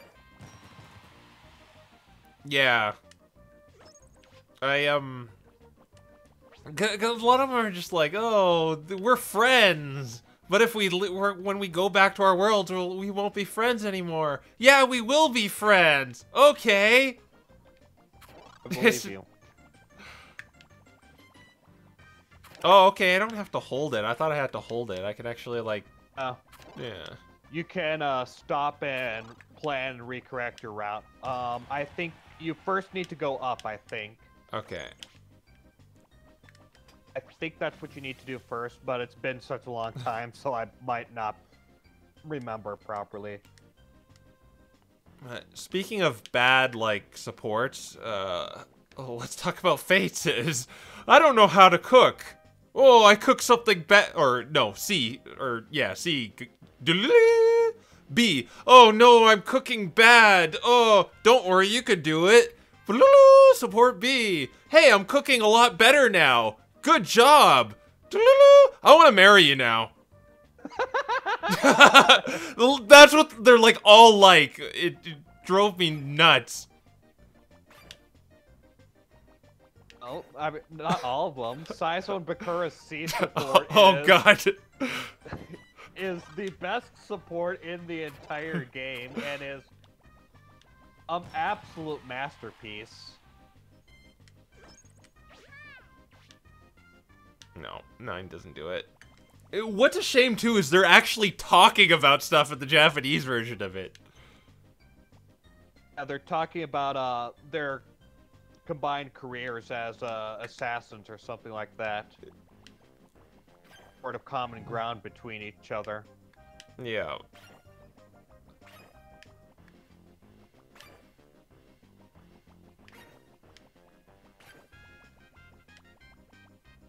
No, this is just gonna get me 9 again. I think I got, like, the route partially correct. But I'm doing so. I don't know, it's been such a long time. I think the bottom route, there are a lot. Maybe I'll try going to the bottom one.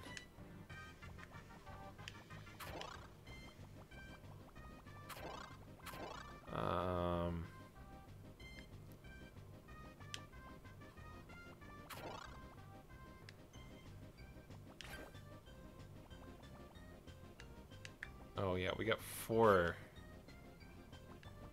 No, still. Oh no, it's 10. But that's not gonna do it, is it? You need 11. Yeah. Or a few decently good Fate support conversations, but Yeah. remember the route. I do think Fate sort of has the weakest. I think I remember the route now. Oh, okay. Like it's going to be like nigh impossible for me to tell you it. Okay, I'll wait a bit. Okay, first go up to the. Okay, you can go down. No, you're watching lag right now. Oh, okay. First, go up to the pair. Up to the pair, okay. I'll wait for the stream lake to sort of catch up. Okay.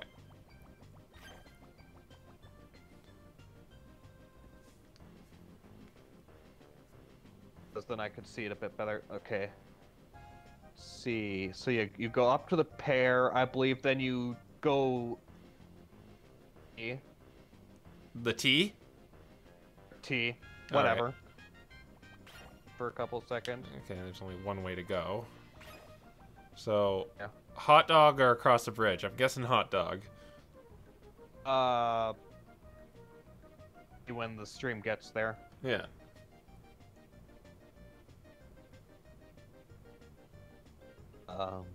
Stream, catch up, please. Yeah, okay, you do go down to the hot dog. You go down hot dog, then you keep going right and ignore the vegetables. So I just keep going right? Over to the eggs? Okay. Yeah. Or... And then you should find... Might have actually messed up. Oh, yeah, I think so. Okay, wait. I think... Oh, wait, the bread. Go up past the bread. Okay, I'll redo that. Do that same path and then go up through the bread, go eat the apple, go up through the candy, eat the other thing, and then head down. And I think that's the path. Okay. Nah, get the iced. So I don't want the salad? I want the bread.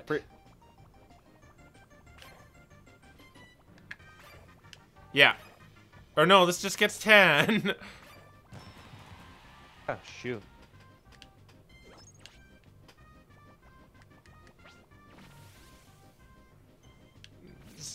Is this my punishment for not taking salad?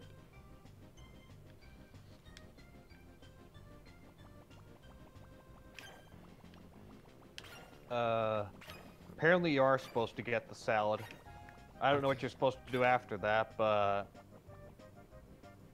So I get 3 that way. But I get 4 the other way. That'll still only be... No, I didn't want to do that!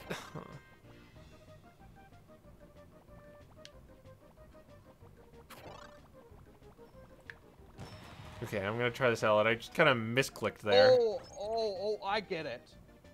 You get the salad and then you go up after the bread, because you can still do that and that'll get you 11. Oh, okay. Oh, yeah, I see it. Okay, come on, Kirby. We're getting some pear. We'll have some tea. We'll have some iced tea. We'll have a hot dog. We'll have some lemon tea. We'll have some salad. So, and then we're gonna get the bread. That. Yeah, that's 11. Yeah.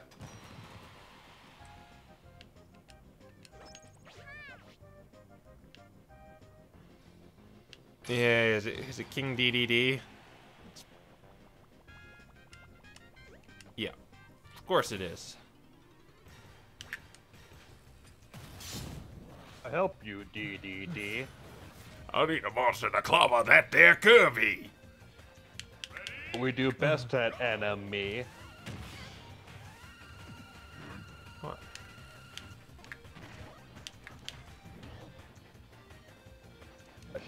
It's been such a long time since I've seen that anime.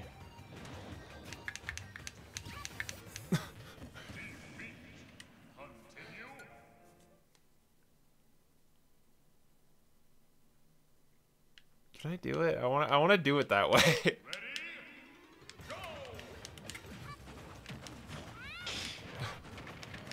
Okay. Don't think it works as well on DDD because you can just float back. Yeah, it kind of doesn't, but okay.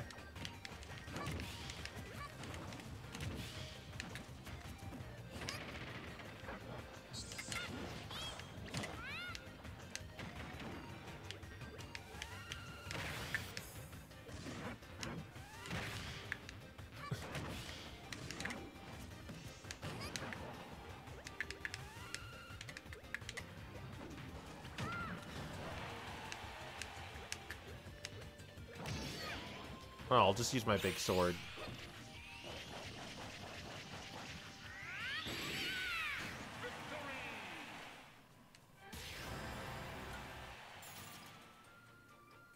Oh yeah, I know he's voiced by Dan Green. Has a very distinct voice just because of Yu-Gi-Oh.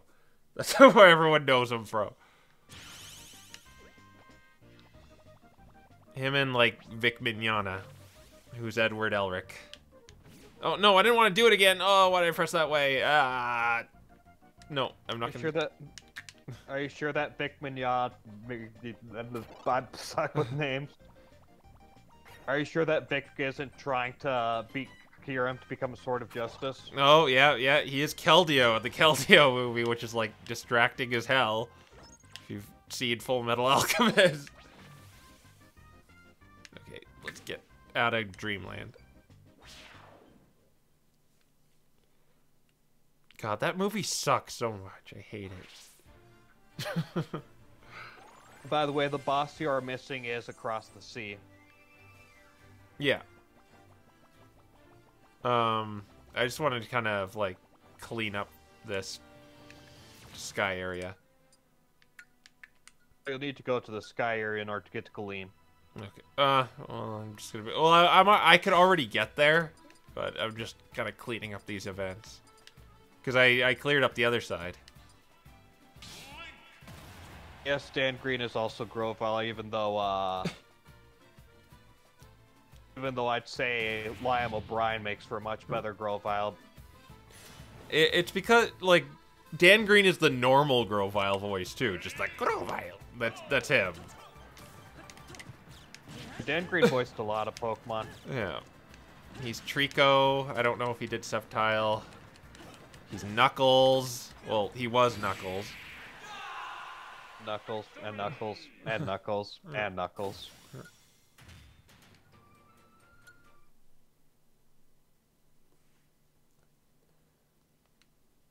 Well, what else is the only connection between PMD and Kirby the whole dark matter thing?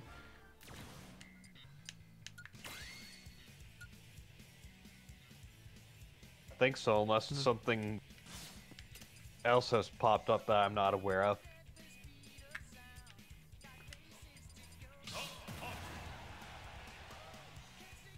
No, I'm... Or...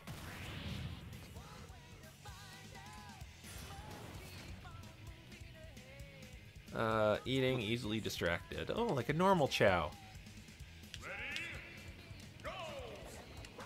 If this were a normal Chow, would be dead already. Yeah. Just throw them against the wall and then you win. And then you summon Chaos and you're suddenly screwed. Well, how do you feel about the Chows? A lot of Sonic fans are like, oh, you need to bring them back. Oh, that's how Sonic will be good again. I've heard mostly hatred for the Chow Garden. Oh, I always hear like how revered it was. Oh yeah, that's what we need back.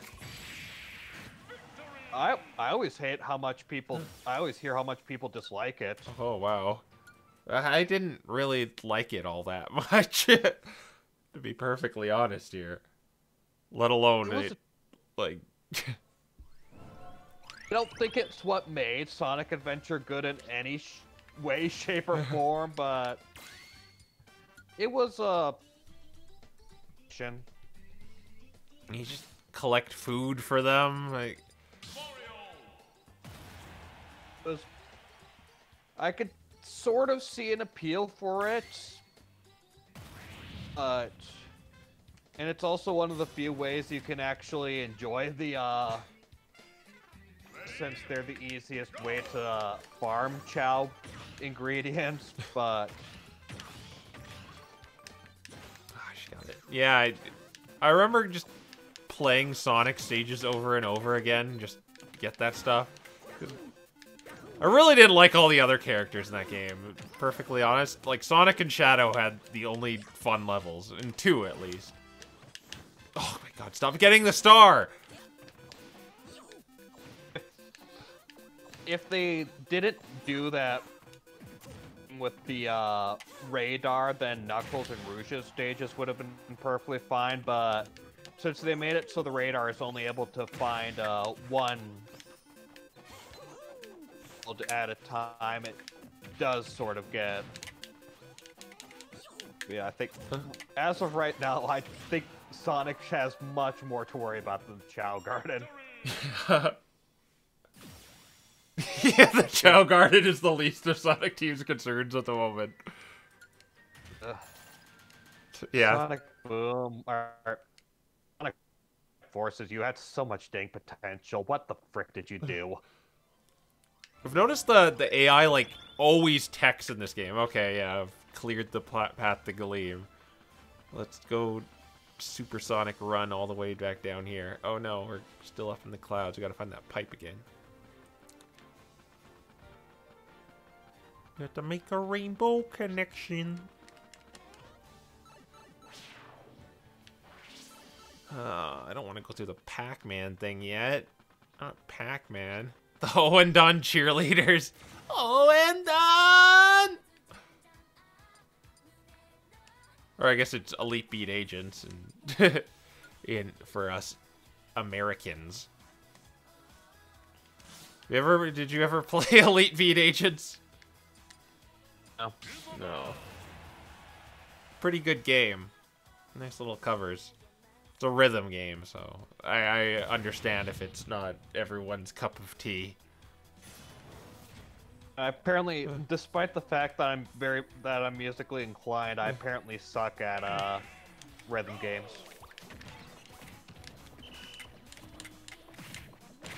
Well. Oh no. I kind of wonder what Sonic's gonna do from here, since Sonic Forces was such a... It wasn't like a big failure from what I've heard, but it wasn't like, you know, The thing with Sonic Forces is it's not a bad game in any stretch of the imagination. It's not terrible. It's not Sonic 06 tier bad, but it's like wasted potential and it's sort of mediocre. Yeah. Have you ever seen that, like, Mega 64 skit where it's like, hey, a new Sonic's open, do you want to go to it? And then they're, like, eating in the car like the Sonic's commercial is like, you know, this sandwich is kind of bland. It's kind of underwhelming. We got really excited for it, but it's really just kind of sloppy. Yeah, why do we keep going here? Ugh.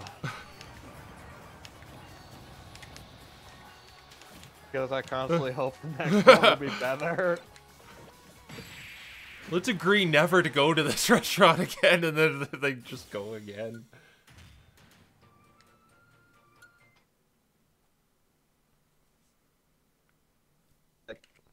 I do legitimately think Sonic Forces could have been a good game. It just decided to squander its potential for some reason, despite having 4-5 years in development.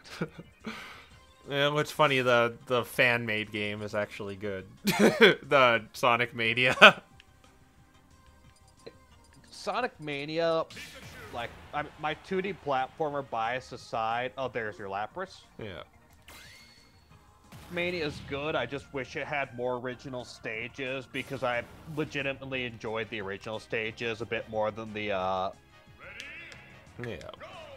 other ones, but it was musically really good, and it had solid gameplay. didn't have much of a story to it because it's a 2D game, and since I'm a story type of person, there you are. I love how Nana just freaks out now while Popo's stunned. Can't do that bull crap without like hitting me while I grab him or something. Yeah. Yeah. Oh, I can use Lapras now. Oh boy. Well, I guess we gotta go to that island next, but there's a Splatoon thing here. Do I have Inkling? I think I got Inkling. Yeah, you do. Oh, yeah. Used, but yes, you do.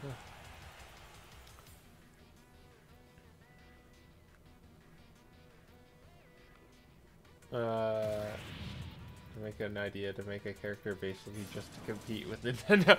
Oh, yeah. But, like, Sonic at its best, I prefer more than Mario usually, but when it comes to Sonic versus Mario, Sonic tends to have higher highs, but Mario is a lot more consistent. Yeah. Ugh. Mario is consistently good, while Sonic wishes it could be consistently good. It occasionally drops one of those just games that's memed to hell and lambasted. But then again, it's getting publicity if it's bad. People just buy it just to, you know, experience a really bad game. That's what happens with, that happened with 06. It's just, we remember 06. That's like what a game wants, is for you to remember it. I guess it wants sales too, which definitely did not deliver in that front, but... 06 is the best worst game. Like, 06 is that... always, like, defend 06 over something like Sonic Boom. Yeah, I know. There's just something about how bad it is that it's fun. Yeah. It's like, holy crap, this is amazing and horrible at the same time. Tom Fox did a Sonic Boom stream of Sonic Boom, and I think even he said that he prefers Sonic 06 over Sonic Boom. When I watch Sonic Boom, it just like looks really boring. Especially like the hub. It's like just this big empty world. Like, yes, it is boring in that sense, but it's amusing in just how much things failed, how badly they did, like the various things. The story is laughable, the glitches are amazing and different and varied every time you play. It's like a rogue playthrough of the game. Yeah, and it's one of those fun to riff on, but not really fun to play sort of games.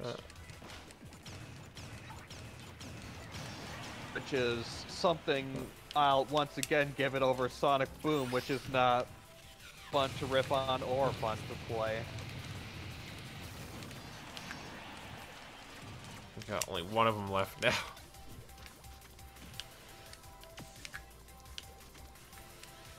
There we go. You're gonna go now? Well, nice to meet you, Paven. We're probably closing up shop if I don't get to this boss in the next, like, 10 minutes.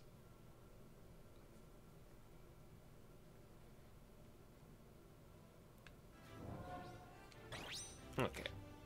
Let's go this way. Over to Lapras. Get me across the sea!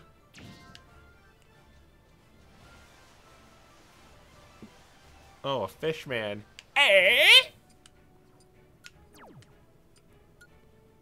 We haven't heard anything from Sega in a while, aside from Sonic Team Racing. I do sort of wonder if they're planning on doing anything, or if they're just like, whatever, we don't care anymore. I liked it when they made... Did they make a Smash Brothers ripoff? No, that was Sony. That was Sony. Yeah. Now we have, like, a bunch of Sony characters in Smash Brothers.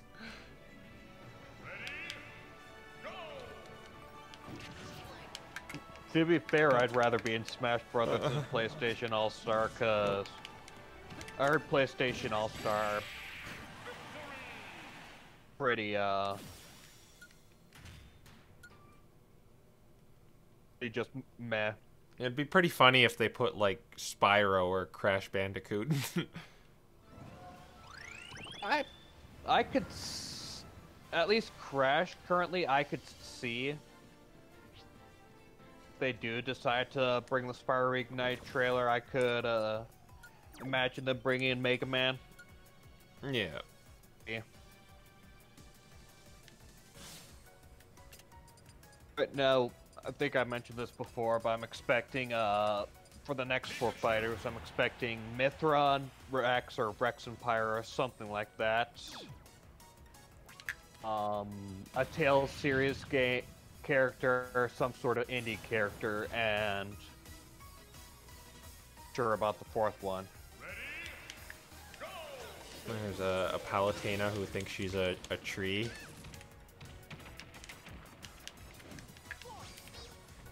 Oh, what was I gonna say? Forgot again. I'll remember. Ugh, on the other side of it.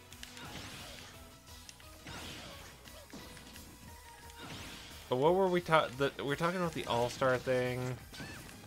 We were talking about PlayStation All-Stars. They were talking about potential newcomers for the DLC for Smash Ultimate. Oh, I was thinking of something completely unrelated. I remember now. I watched, it's on the subject of, like, weird ripoff games. There was just, like, this Fire Emblem clone of Legend of Korra I watched Alpha Rad play, and it looked delightfully terrible. And I kind of want to play it. Like, you only get 3 characters. You get Korra, Bolin, and Mako. That's all you get. They have their own little weapon triangle, but Korra can do everything, so she just ignores it. It, like, has all the assets of Fire Emblem, like, enemy phase. Like, you see all that crap in there. It's kind of hilarious. It's a 3DS game. Oh my gosh. I mean, wasn't Korra just finishing up when Awakening came out? I think so. No, it came around relatively the same time. Like, I think in between, like, season 2 and 3 or something like that.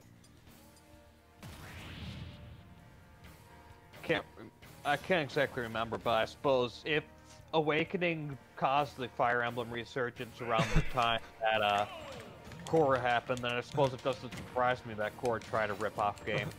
Yeah. Right being the relative word, because Legend of Korra, so its chances of success at making a good game are probably about as good as its chances of success of making a good series.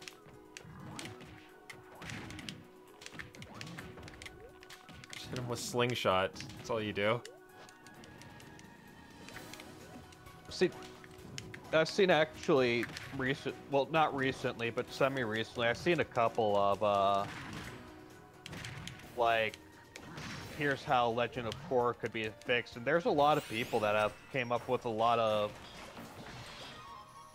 for fixing Korra using its setting and characters and things like that. Yeah, well, it's mainly they just didn't really use the characters all that good. Like, what did Mako do? What did Azami do? Besides the ending, the only reason people remember that character. She's just pretty much a chauffeur for them, and she's involved in that torture, that god-awful love triangle. Yeah. Hey, people who watched Avatar: The Last Airbender seem to like the idea of an Aang, Zuko, Katara love triangle. Let's add it to Legend of Korra. That doesn't sound like a bad idea at all. No, I can't dig them up. Ugh. I don't know what they were thinking with that. The only love triangle I've ever seen that has actually been good is from Xenoblade Chronicles. Otherwise, I've like never seen a good love triangle.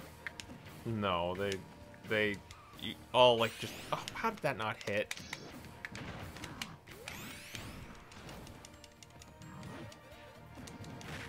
There. That should get him. Like, it's just entirely. Love triangles are, for the most part, just Not pointless. good. Yeah. Like, They just end up breaking up Talking about- anyway. talking about meaningless scenes that exist for no reason, like Xenoblade 1 Unstoppable.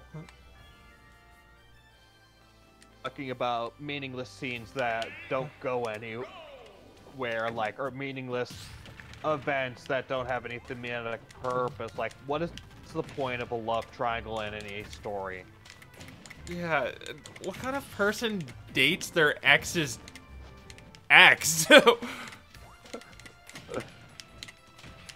of person who has writers who wanted to bring in the lesbians for the views. Yeah. That, like I can't get over that. Like, nobody cared. Like, I watched Korra season 1 to season 4. Nobody cared about Azami until that happened.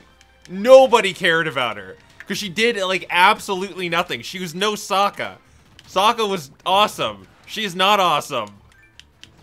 Like I said, like, I even went back and, like, watched it all. She's just, like, a chauffeur for them. She's involved in the stupid love triangle. And then in season 2 and 3, she, like, does absolutely nothing.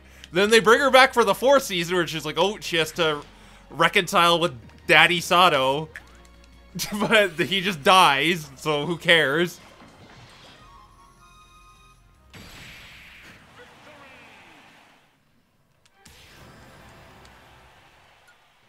I mentioned what they did with that romance in the comics. Yeah, I've heard it gets pretty crazy in the comics. So it's like, okay then, sure, okay, fine. Whatever you want. Like, and I'm not being, like, all, like, anti-SJW. Like, I don't care about, like, the Princess Bubblegum and Marceline thing, because whatever, they kind of, like, allude to it a lot. But with that, it just came, like, right the fuck out of nowhere. It was stupid. I mean, let's be frank, there's kind of a reason why it was the last moment of the last season. Yeah. It was also, like, people were saying, oh, it kind of, like, mirrors, like, Aang and Katara kissing at the end of the first series. Aang and Katara, like, had plenty of moments throughout the series. Like, it was fairly obvious they were getting together. Yeah. In the first series, you could kind of figure out they were going to get together.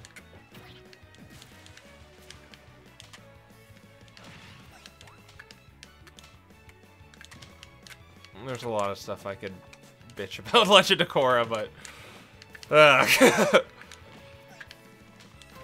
I'm trying to defeat Squirtle, who is representing cheese right now.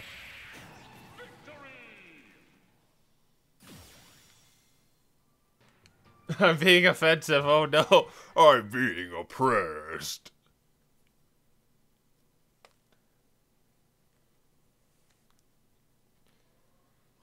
With the finale of Adventure Time, I wasn't too big on it.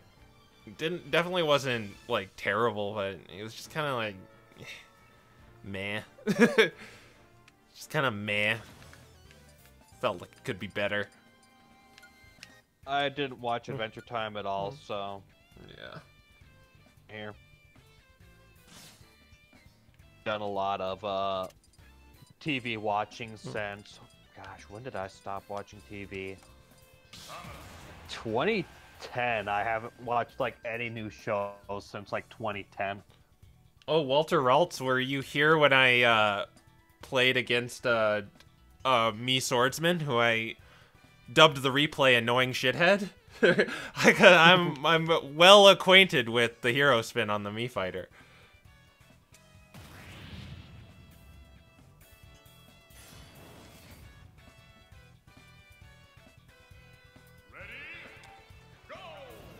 So this guy's a wave race dude who's possessing this Cockney speaking Monado boy.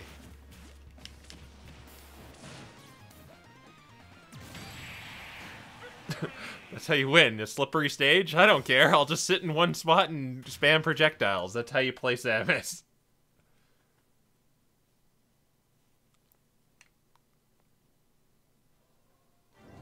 We're going overtime, but we're almost to the boss. Oh, line back.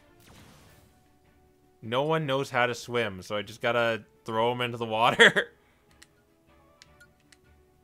If you can. Huh.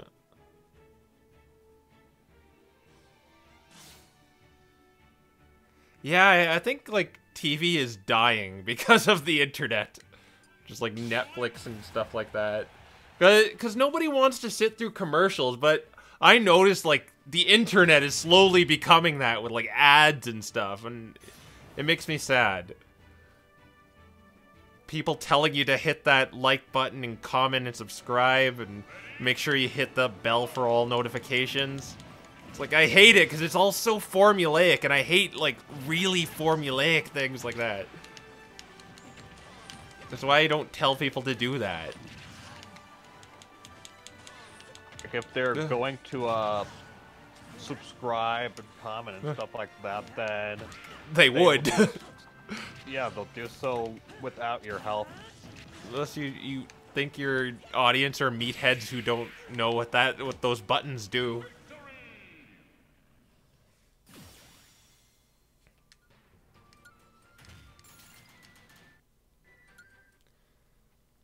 I also don't like when creators, that's what they're called, like kind of like they use it as a punchline, but they always like portray their audience as screaming idiots. It's like, I'm unsubscribing you for your opinion. Oh, just kidding, guys. It's like, that's not funny. I don't like that.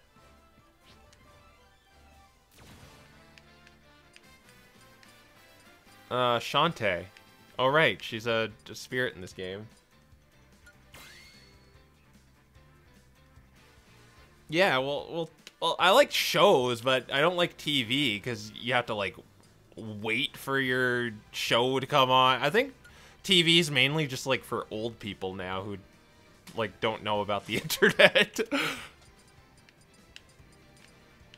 Even then, like, even with the internet, I don't usually look for too many shows. Like, I think the last and most recent show I watched was season 4, and that's basically it for modern TV. Like, I mean, aside from Pokemon anime, which even then I barely watch anymore because Sun and Moon sucks. And I find now, like, they're putting shows, like, on YouTube, like you could find, like, episodes of Yu-Gi-Oh on YouTube, like, put on there by, like, Konami. They're like, oh, I guess nobody watches TV, so we'll just put them on YouTube and get ad revenue from it.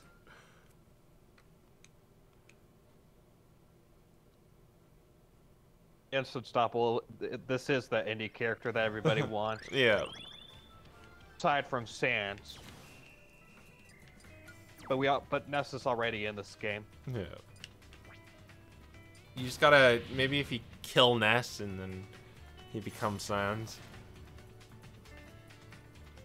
You know, I actually think an Undertale character may have a shot because they ported it to the Switch, and you know, they made a big deal about it. If an Undertale character does get in, the thing is, I don't want Sans. I'd rather have Undyne or something like that. Yeah. It's like, Sans in, but I'm perfectly happy with Undyne or something like that getting in.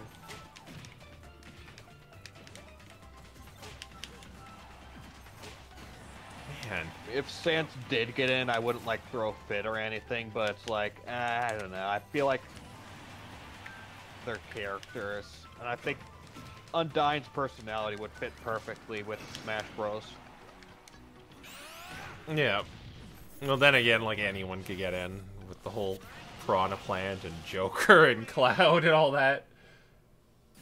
At this point in time, like, there's not a single character that can get in. I mean, even Goku's in this game right now. Shrek. Well, we got the Spirit Track link. We can like double back up there next time. I don't know why Sans is everybody's favorite.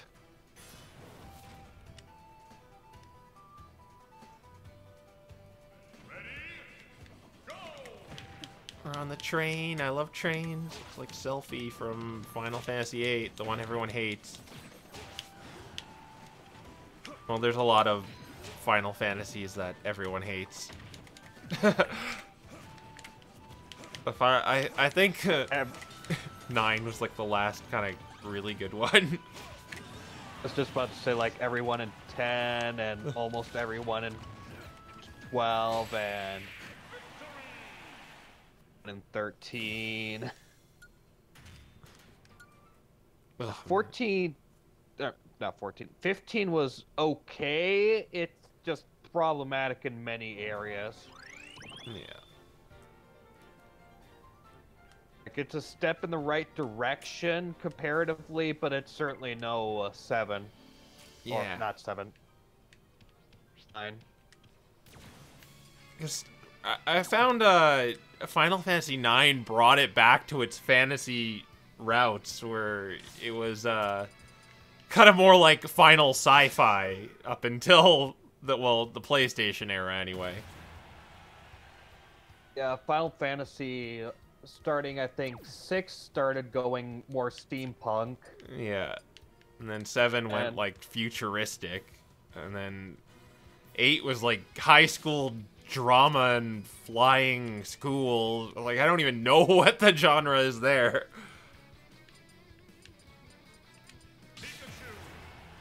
Let's go get our Mega Bracelet from Tapu Koko.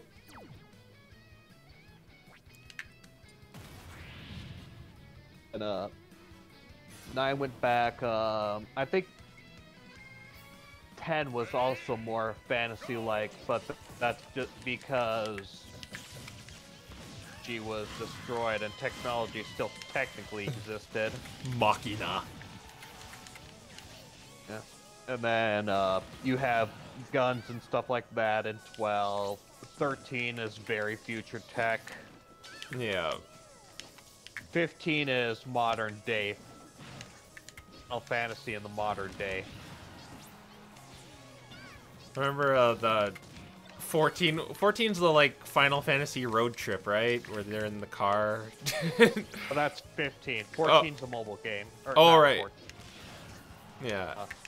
not a mobile game. MMO. Oh, right. Yeah. 14's that one game that sucked at launch, so they destroyed it and then relaunched it. Oh, yeah, that's right. I remember that.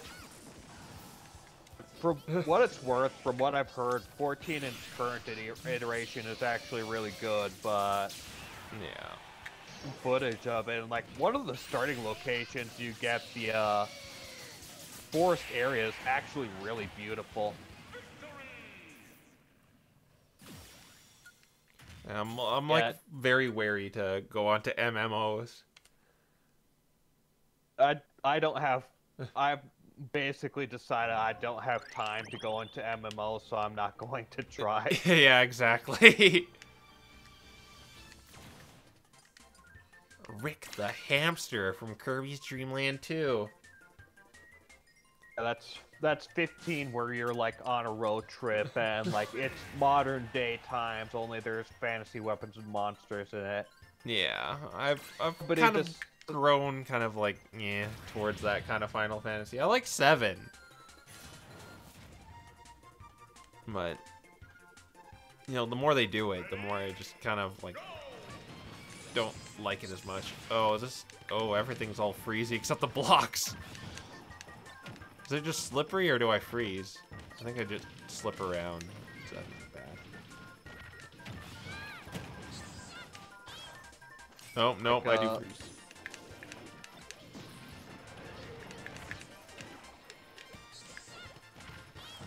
Biggest, like, I mean, there are a couple, but world building wise, the biggest problem with putting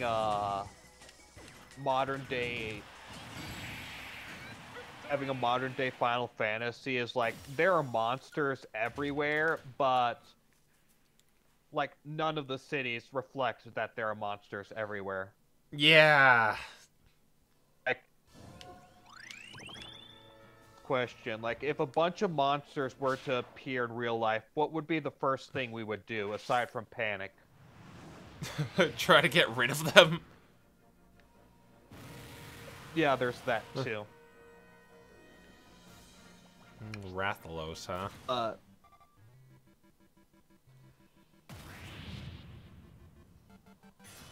In a world where monsters exist, generally you're going to want to keep the monsters out somehow.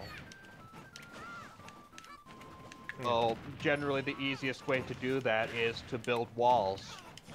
Oh no! He had the right idea all along! Not saying anything. Anything. Like, unless you're Tales of Vesperia and you have a magical way of keeping monsters out, generally you're gonna want to keep monsters out of the populated area where is going to be attuned to constant fighting. Usually the So towns are safe spaces, though. Yeah. Well, usually that's because of stuff like walls or magical way of keeping monsters out or things like that. Yeah.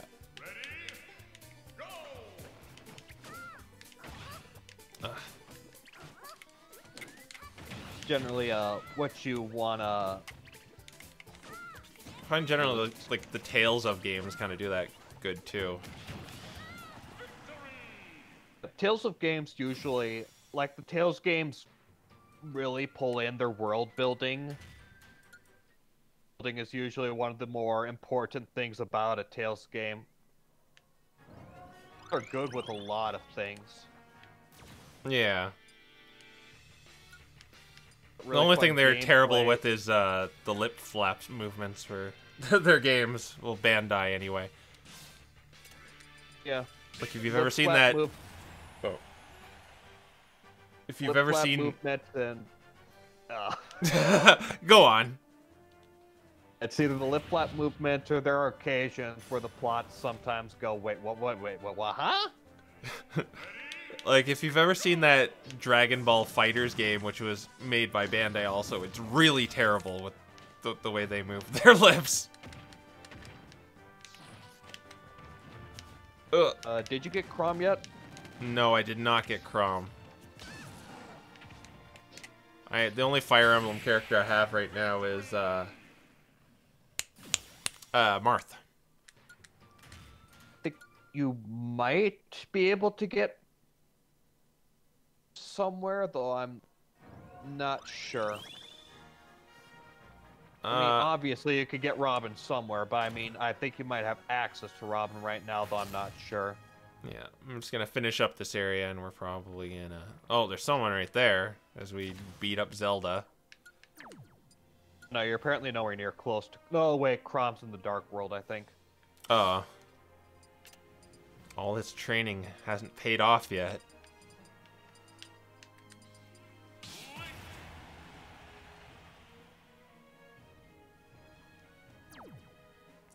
I can't remember which character is where... Oh, yeah.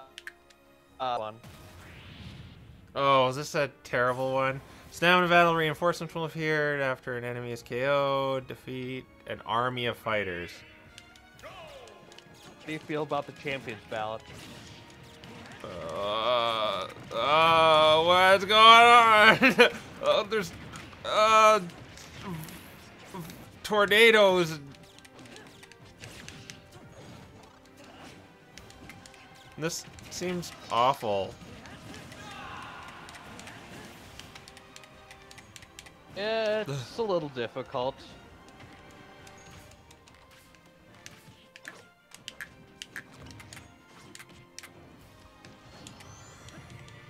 I guess this is the one and only time we get to see the champions of Hyrule actually working together. One of them is an ape, one of them is a kid squid, one of them is... One of them is a Metroid who is not crawling. Actually, that one can crawl. Oh yeah, that one's the Metroid that spends most of her time crawling.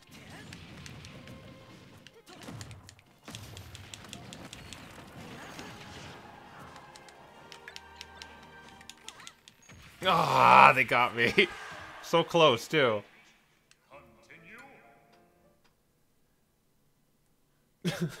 Yeah. Speaking of Emerin, wouldn't it be great if there was an Emerin spirit in this game and all it did was just jump off the side of the stage? Oh god. Oh god, I cracked myself up. I think there's one person who was blown up in Metal Gear Solid 5 who has a spear in this game that starts with a bomb. So, like, this game does have dark humor like that.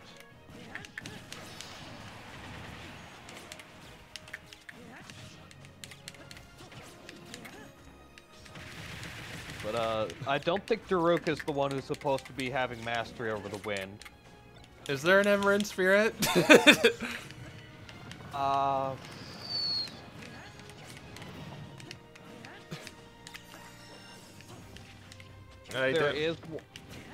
If there is one, then I can't remember it.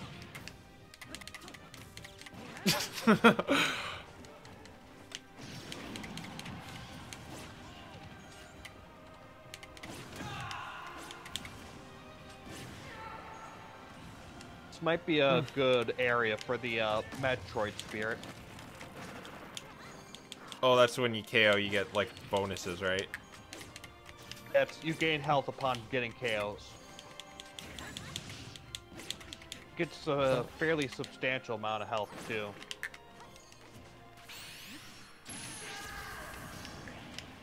I think I'm probably on the route to victory right now.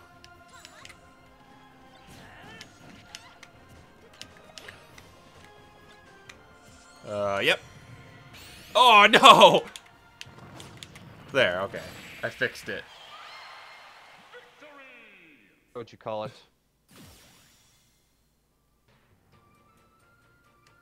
Why did she jump? Because Takumi pushed her.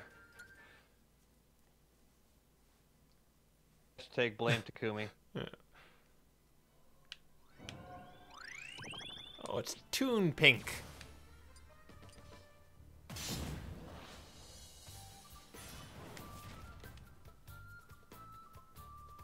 Toon Linkington. Oh, we're fighting on the top of a volcano right now. Ugh! We're on Dragon Roost, I guess. Even though there's a big Wii U blimp in the background. I don't remember that. Don't you remember the blatant product placement of Wind Waker? Yeah. I think there's supposed to be a giant Dargon sleeping on top of this place. Or no, it's screaming in pain. Depends on whether you're pre or post first dungeon. Okay.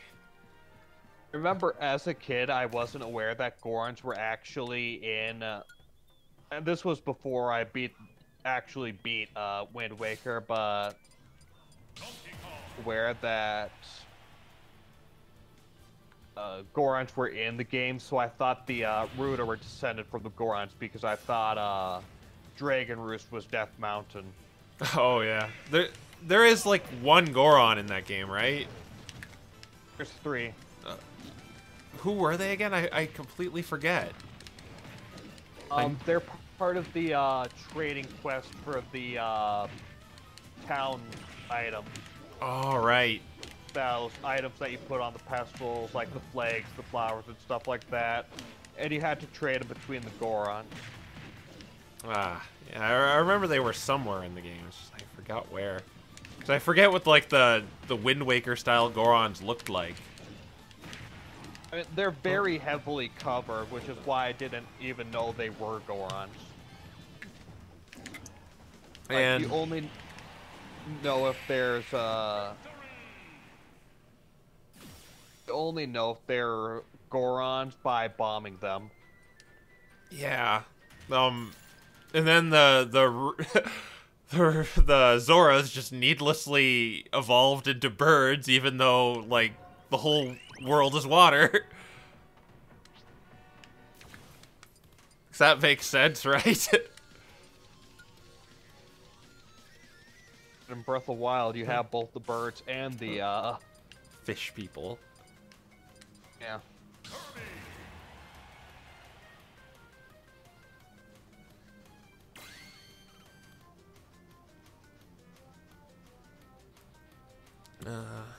Is Rathalos the boss, or is it just there? Yeah. Yeah. Okay. Rathalos is the boss. You're supposed to chase it out. You're supposed to chase it into a corner and then fight it. Oh, okay. So, getting all these events first is probably what I want to do anyway. Yeah.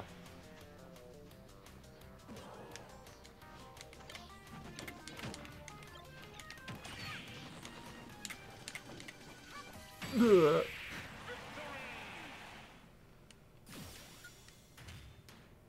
know, these spirits where you get, like, items at the start are really good, but, you know, too lazy to go equip them. Tricky. Oh, I remember this stupid game. It was like Fox's little pet Triceratops that talked like a bro. It's like, hey, Fox! Hey, over here! Game was so bad, the Star Fox Adventures. But what was worse, Zero or Adventures?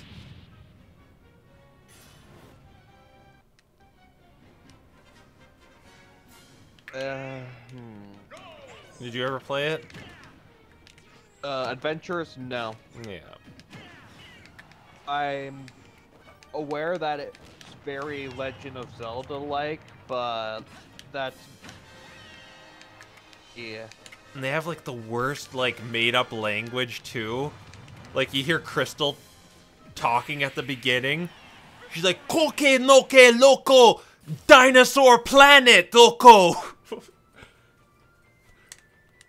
Pikachoco Loco! General Scales! Loco Loco! Coco Moco Loco! Krazoa Spirit! Like, I wonder what are, like, actual English words and or what's the stupid made-up language when they speak that, huh?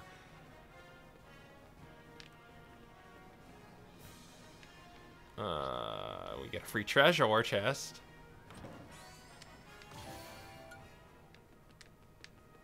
Hey. Melia! Yeah. Pretty sure everybody is well aware that it was supposed to be its own thing, and then it got a Star Fox paint over it. Oh yeah, Crystal was like, there was actually like 3 characters in it. It wasn't just Crystal, but then Crystal just became a Star Fox character and like, the poster girl for furries. Thought that was Renimon. Yeah, that's well, both of them. They're kind of like the same design, really.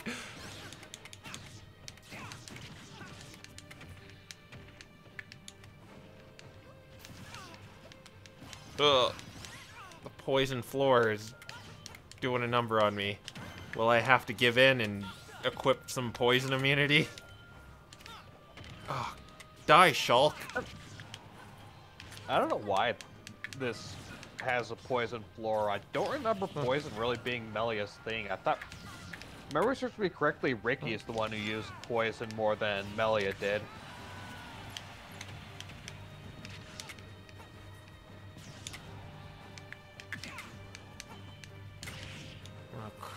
Pit's beating up his goddess.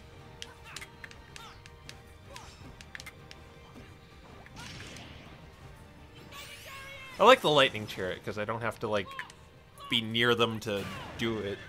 Just aim at them and.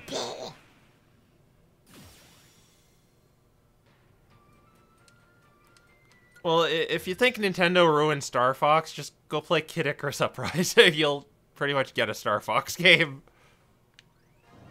Though the controls are a little take a little getting used to, but it's still a good game. Moosh from the Oracle games. Huh, Oracle games. Why does that sound like I should be doing something right now? Huh, it must be nothing. A comment.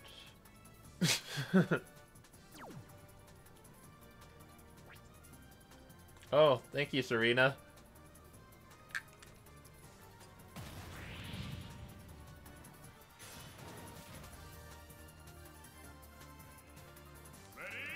Wait, Bowser's supposed to be Moosh? He's not a bear. I like think Donkey Kong would resemble it a little more. Oh, because it stomps. Okay. Donkey Kong doesn't do that. Star Fox is another one of those series that doesn't know what it wants to do with itself. Yeah, it's like they don't. Well, we can't just have a basic Star Fox game because that would be boring. We have to add a bunch of bells and whistles to it.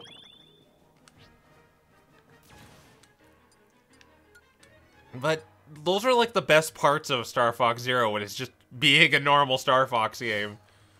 And it's like, oh, you have to turn into the Ridley Walker. No, I don't want to be the Ridley Walker. I just want to shoot at things.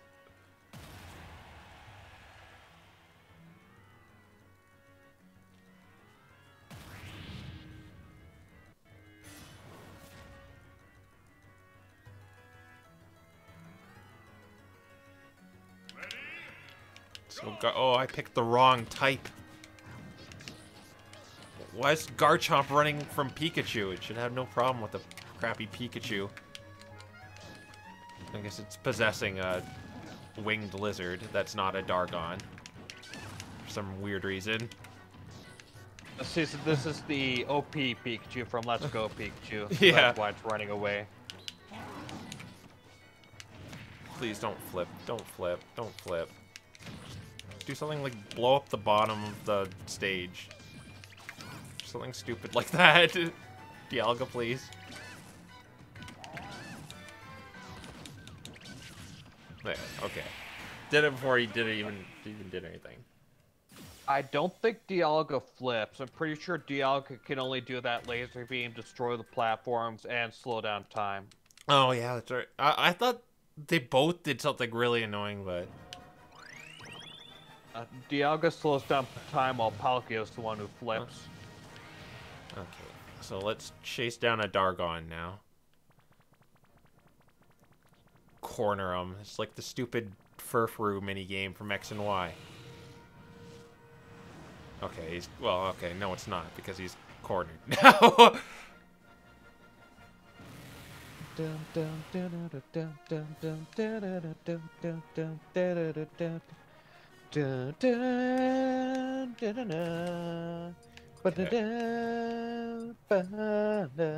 And I remembered my promise, too. So, there goes those spirits. And... Gosh, we're gonna be here for the rest of the night.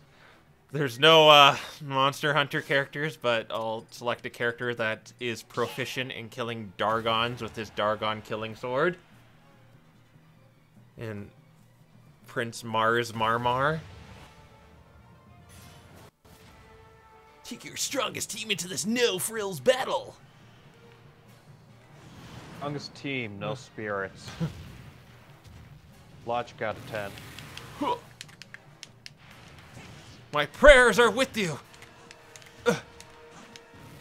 Mina, mitigre.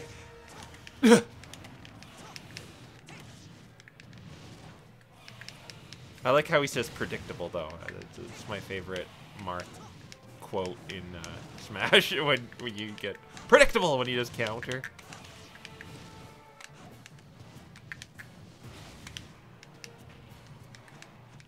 Oh, I got a Deku Nut. Take that!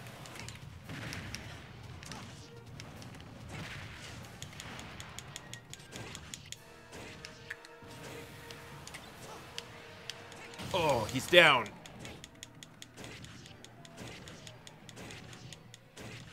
Yeah, with Ralphos, if you hit him correctly with the Deku Nut, you can stun him and you can send him down pitfalls. I'll try like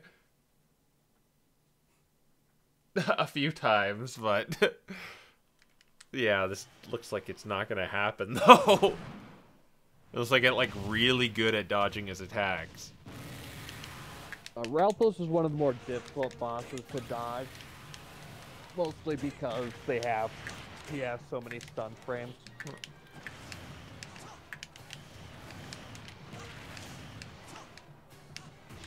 Yeah, it's definitely one of the difficult fights.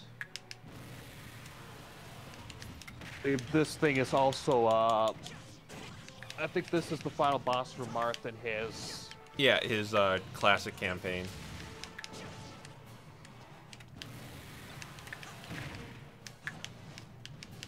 It's the Darkin and Marth kills Darkins. Yeah.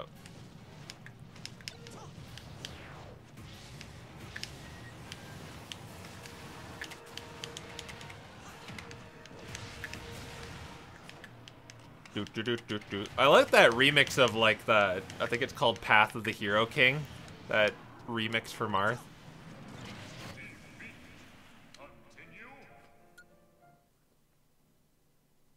My favorite. Let me get it up. This is the my favorite new remix is the Encounter theme remix. Because it has Comrades in there. Comrades is my favorite recruitment theme.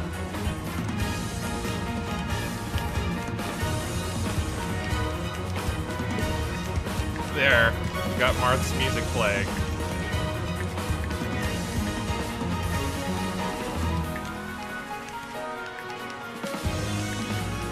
Okay, that's enough of that.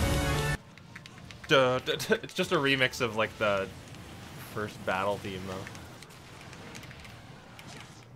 though. Ugh. Yeah, we're gonna need.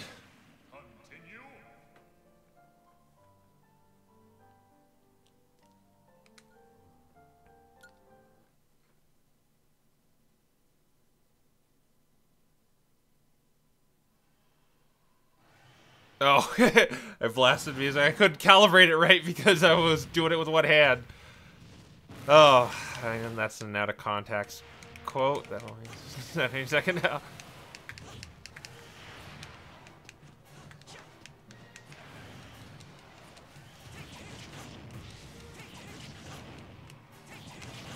Oh, what you guys were talking about. The music was perfectly fine for me. The mute music. Oh, I air dodged him. You know that Marth's side B is called Dragon Killer, and oh, I got him. Let's kill some dragons. Gotta hit the tip. Or no, we just spam smash attacks maybe.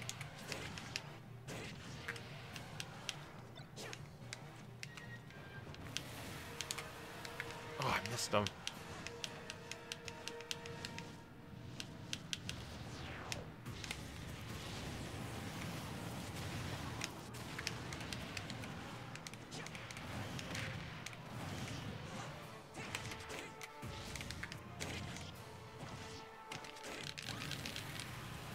You don't actually have to hit Ralphos with the pitfall trap, by the way.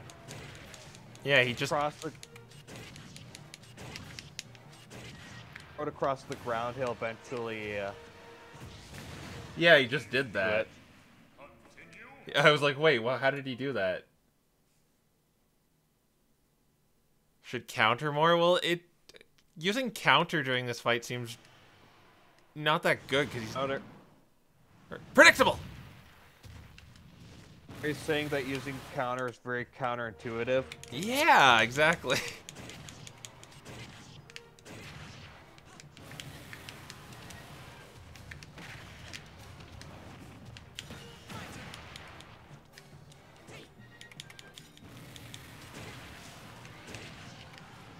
Okay, he's doing the stupid background explosions.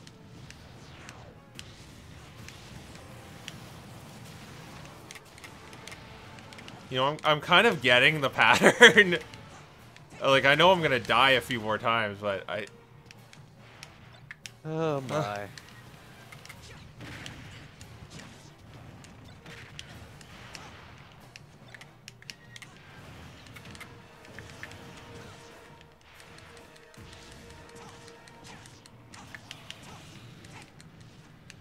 Stay behind him.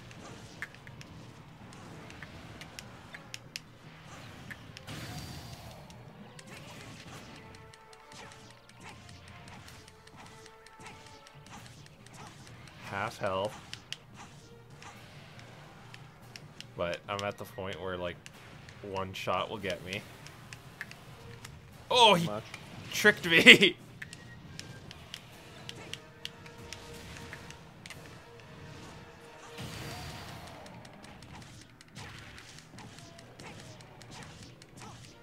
Bowser's a lot easier to predict than this thing. Yeah.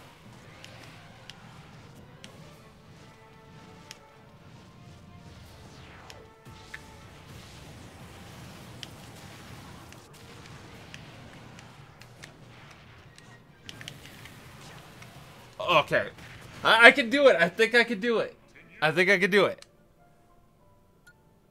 Throw the Deku Nets at his face. Okay. When he's downed, I'm not going to smash attack. I'm just going to do the forward tilts because they come out faster and seem to damage harder.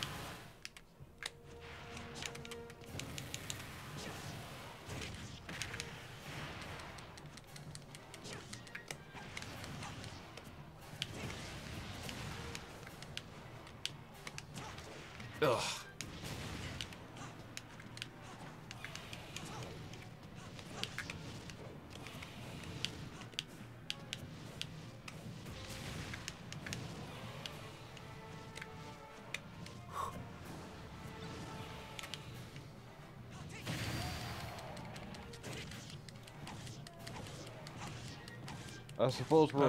I suppose mentioning that you're not used to spirits on Giga Bowser, not every single boss is a moot point at this point in time.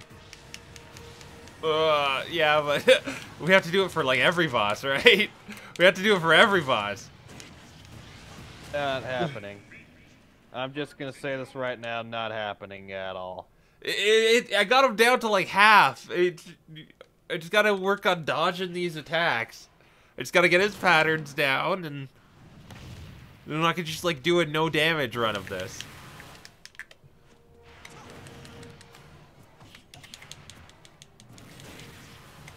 Okay, I believe you. Oh god, he broke my shield. Wake up, Mars. Prince Mars. Mars! But Mars!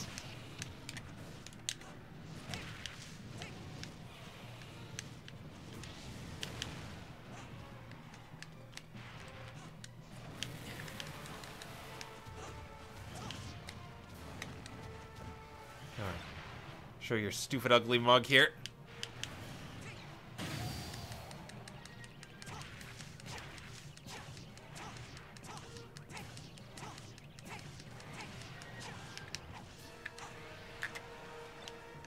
How do you get him with the pitfall trap?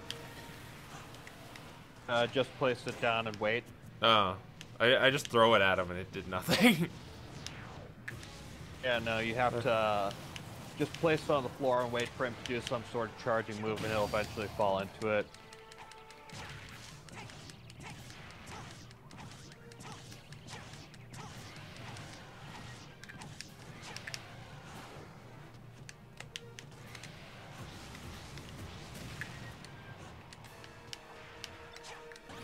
Yes, Unstoppable, you could most likely do the entire Estelle fight right now.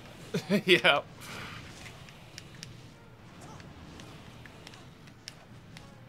Could probably go grab my copy of Vesperia and reach all the way from Youngren to where you are by the time he's done with this fight.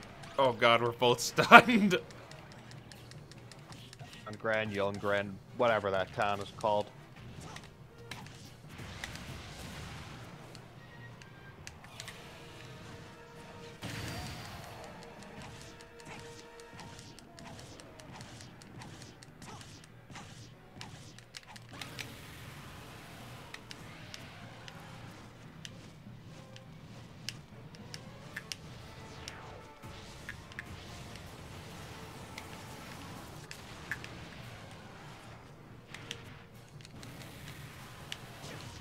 Oh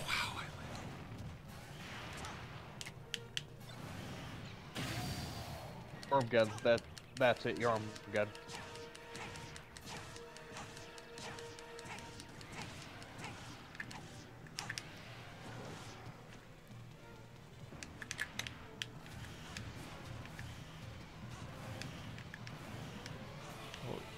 Too scared to like do anything.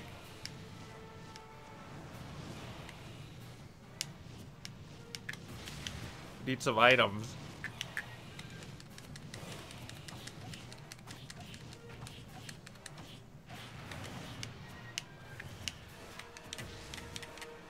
I suppose the strategy is working.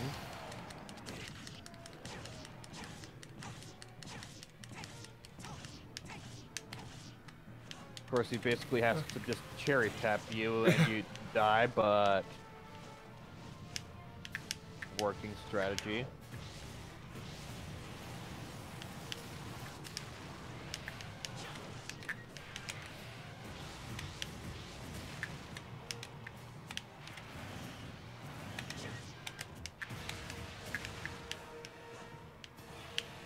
Of course, this is just increasing your addiction. Yes, it is. I'm not right. Oh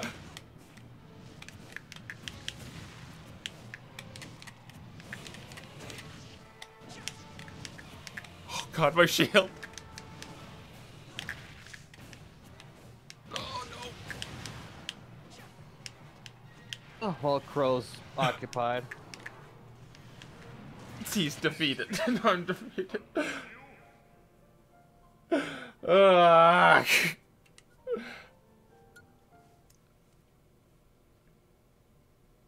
Unstoppable. Is the early game of Vesperia really that hard, or did I just suck massively at it?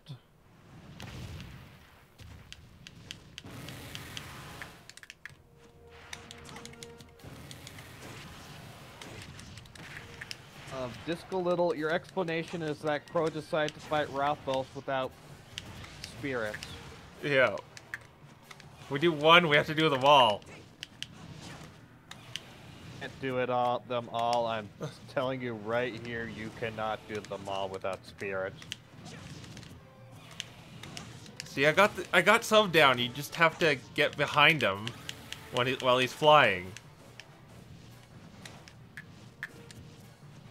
Where is he? Oh, he's doing that attack.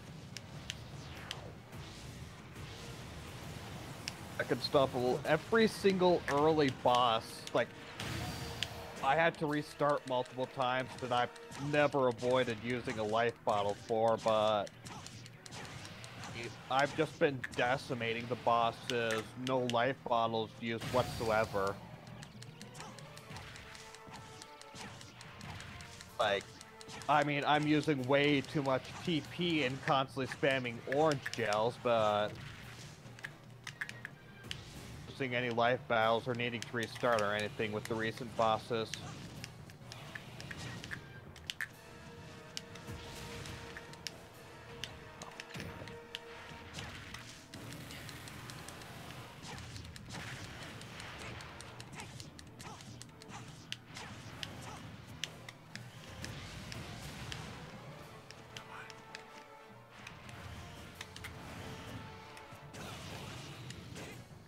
I lost the first Soggy fight a couple of times too.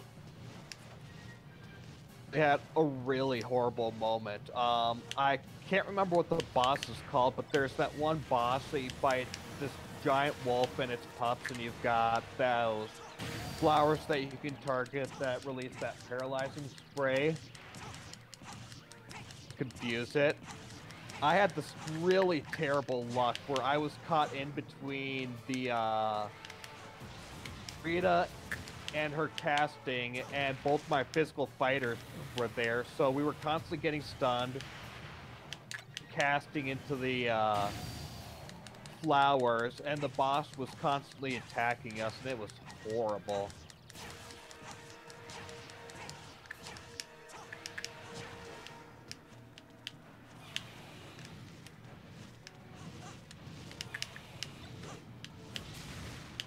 Nurs's combos have definitely helped, but I also feel like just Estelle getting Nurse has really helped me quite a bit. Once Estelle got Nurse, I stopped dying vastly more.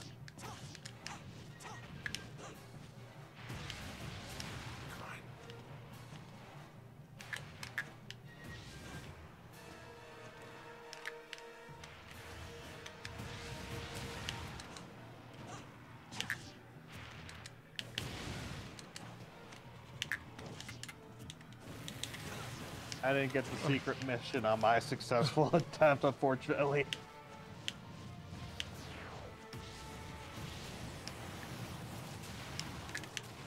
I'm imagining once I finally reach the bosses that start using Mystic Arts on me, I'm going to start having trouble again, but oh well.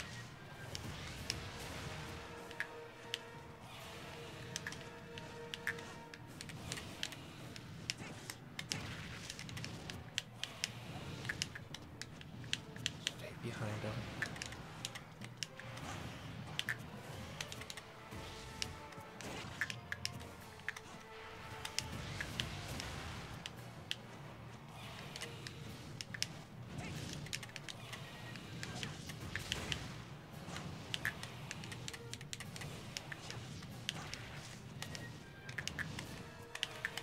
Shit. Crap. Oh.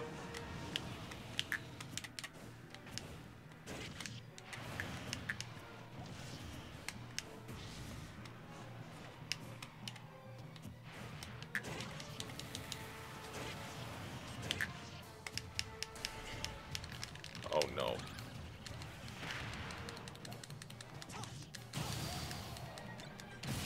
I got him! Got him! It just, oh my freaking God. a barrel just like appeared and I beat him. Like I have to watch the replay here, like what exactly happened there. I was just slashing at him and like something appeared in my hands and then I just killed him.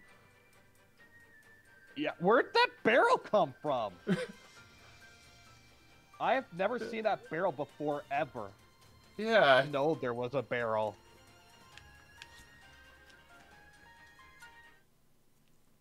Okay, well, there's our high point.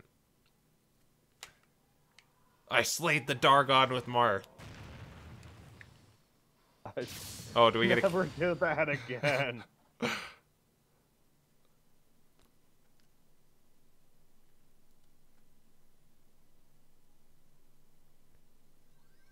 I have no clue where that barrel came from. I've never seen that before.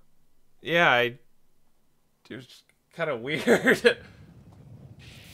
I was just like forward tilting him too, so I didn't even mean to pick it up. I could go beat Galeem now if I wanted to, but we have to clear the board, right? No, we can't fight him now. We don't even get a character from this? That's lame. Oh, you only get a character from Giga Bowser. Ah. No, if Crow tried to fight Gleam now, we'd be here until midnight. Yeah. I guess we're going over to the... Oh, what's going on over here? Oh, it's a pipe to the right side of the left side of the map. So we're probably going to be doing the rest of that Pac-Man area next time. Let's just get over there first. Well, there's a lot of this little town here. Oh, there's a character right there. I might as well get it.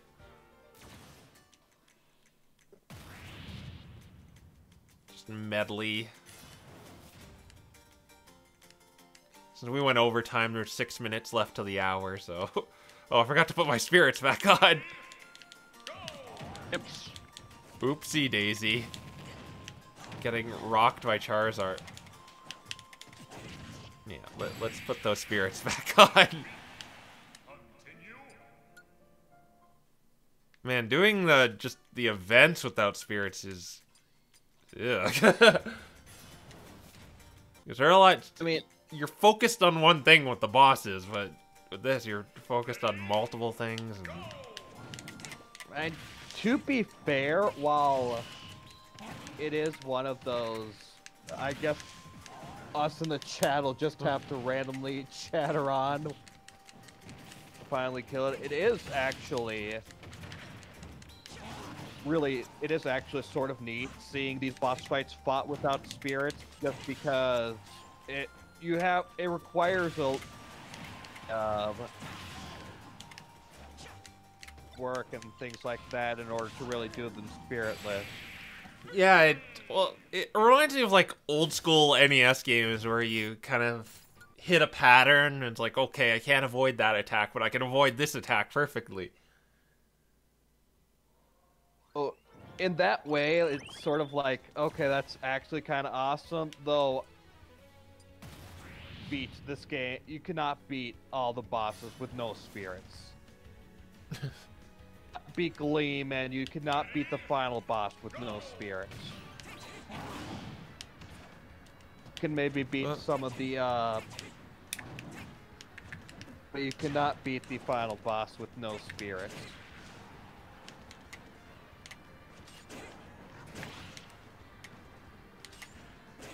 You know, this strong winds is actually like advantageous for Marth because you could like get the tip. Any percent record spiritless is 3 days. 3 days? Oh my god. That's the first like runs in like days I've heard. Well, I guess there's I think Twitch.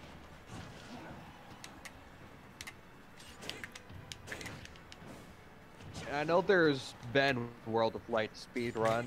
Let me look. I think I looked this up in the last stream, completely forgot about it.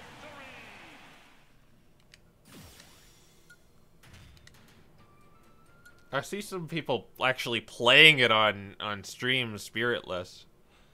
But some of them are really insane. You'd have to do some like advanced stuff to beat them. Oh, it's the Pokemon trainer. The any percent World of Light speedrun for the world record is currently 3 hours, 25 minutes, and 8 seconds. New Game Plus speedrun is 2 hours, 52 seconds. But even if it's any percent, they could be still like going and getting like a necessary spirit to beat the game with. Yeah. Yeah. It's likely they are just grabbing the ones they need. Whatever spirit is best for the job and then beelining it. Yeah. There is, I believe there is a currently completed spiritless, or a few currently completed spiritless challenges, so it is, but no.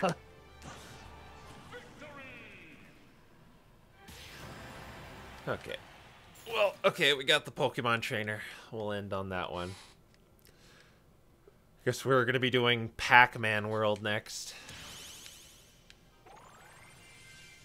Or what are we doing next? Man, I want to see I mean, when next is a very good question, since next week is the D&D stream, and the following week is probably going to be Kingdom Hearts 3, so... Yeah. Well, actually, I have, wow.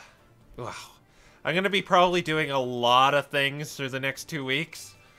Okay, as Sonic Link said here, we're gonna be doing the next session of the D&D game, PMD&D. So those of you who liked that, and those of you who are interested in watching a Dungeons and Dragons with a mystery dungeon spin, that'll be next Friday at the same time I usually stream. I'm gonna be buying Resident Evil 2, and I'm gonna be wanting to play that, so I'm probably gonna be playing that through the week. And then next week, Kingdom Hearts 3 is coming out. I'm probably gonna be playing that through the week. So we're probably not gonna see Smash Brothers for a little while.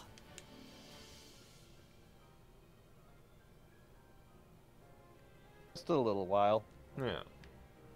As I play this slew of new games that make my wallet sad. Okay, so I guess we'll start at the beginning of Pac-Man Land and then work our way to that Donkey Kong Country style thing.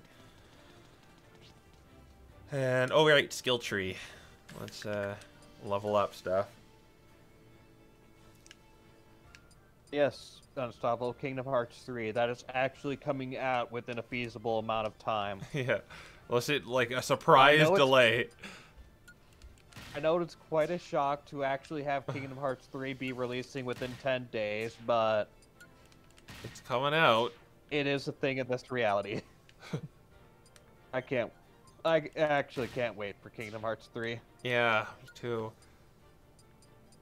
I mean, I'm not expecting much from the story, but... Oh, that's why I'm playing it. It's the story. I want to see how batshit crazy it gets. Kingdom Hearts is really good for the gameplay, and Kingdom Hearts is one of the few series that really knows how to do difficulty modes, since like beginner mode is you're generally easy. You've got damage, your opponents don't deal that much, and then you've got normal mode where you deal regular amount of damage and your opponents deal regular amount of damage. But the thing with proud and critical mode is while you take crap tons of damage, you also dish out crap tons of damage. Or unless you're Dark Side Phil, where you fail at everything on any mode. Oh yeah, like I know not all of you are on the Discord, but when I saw that, I went into a massive rant on the Discord of why he had to have been trying to fail badly. Well, whenever there was like a reaction command, he'd never do it. Like, you'd see that stupid triangle on screen. You're like, well, press the triangle. That's how you... This game is literally triangle to win. Yes, Unstoppable. He is streaming. He is planning on streaming Kingdom Hearts 3. Yeah, I'm probably gonna be like doing it.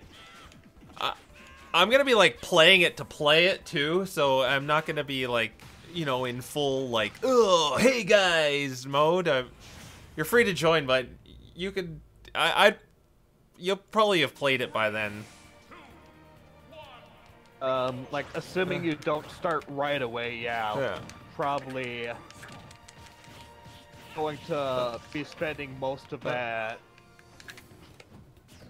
and Thursday after it comes out, I'm going to be spending most of my time on Kingdom Hearts 3. Yeah, you know, that's what the plans are.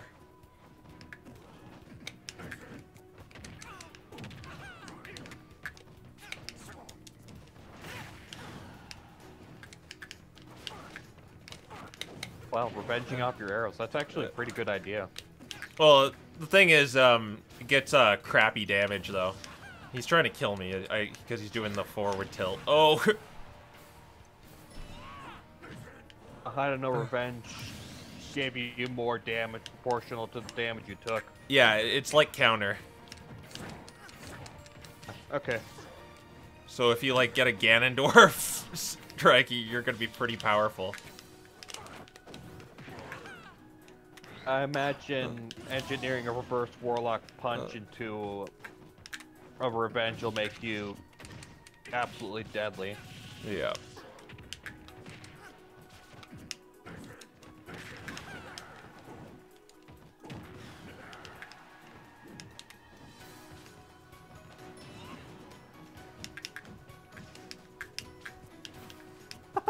Oh my god, unstoppable.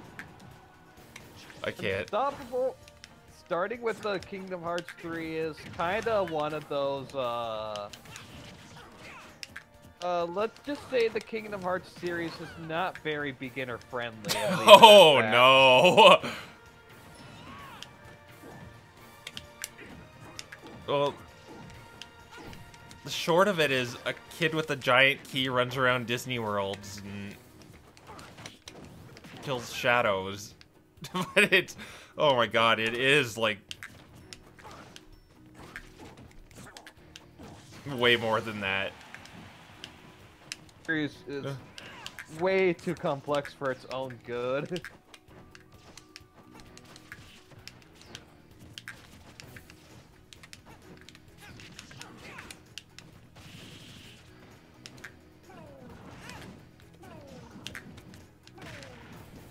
Oh gosh, I can't imagine anybody trying Kingdom Hearts 3 as their first Kingdom Hearts game. What's funny is it's coming out for Xbox One, so it's a series that was like exclusively on PlayStation. Aren't the HD versions only on PlayStation? Yeah. The HD versions first came out on the PS3, and then they combined the two of them into a PS4 game, which is what I own. Yeah. You're gonna be so lost.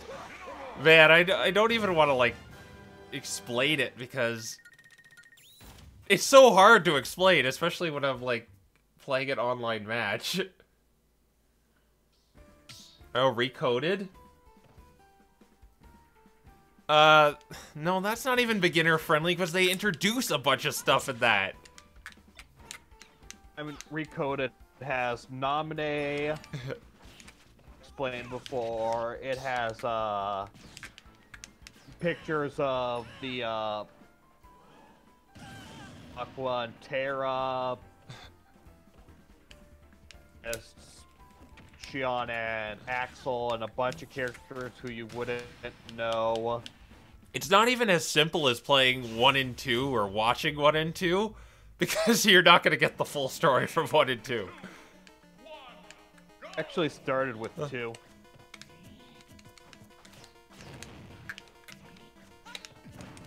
Like, my first Kingdom Hearts game was 2, and I basically didn't pay attention to the story. It wasn't until, I think... I was never able to play any of the Kingdom Hearts games outside of the ones that came out on Nintendo systems, so...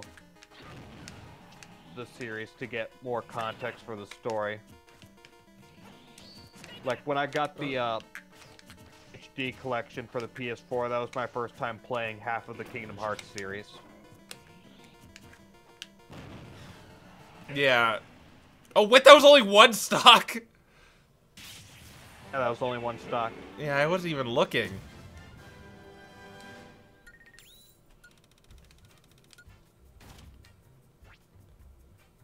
Anyway, I think, we'll bow out for the night. Thanks for staying with this extra long stream, defeating Rathalos with Spiritless Marth. Thank you, Sonic Link, for joining me once again. Thank you for having me. And we'll see you next time, next Friday for Pokemon D&D. It's going to be an exciting episode. That's all I can really say about it. Well, it depends what our heroes do. I'll see you later. Okay, let's all cower in the corner for the entire game. Surely nothing bad will happen. Yeah, just hide out in a cabin, I guess. Your little shack. Or do you want to share that that thing you're doing, or is that just kind of like an aside thing? I don't know if I should say it out loud. You mean the document? Yeah. Do you want to finalize stuff in it, or? Um, I'd like to get it finalized. Like, I'm not sure whether I'm going to publish it or not necessarily. I mean, I definitely want it finalized and stuff like that first, which, well, without me knowing what happens in the private rooms, and I don't want to know what happens in the private rooms, but Yeah. I don't know, like, maybe after the D&D campaign is over, I'll take all the documents for all the streams and then Yeah. make it into story, maybe. Yeah, okay, yeah. Well, what he's talking about is he was like kind of like making a novelization of what went on in each session, so you could read it without me asking for constitution checks or insight checks.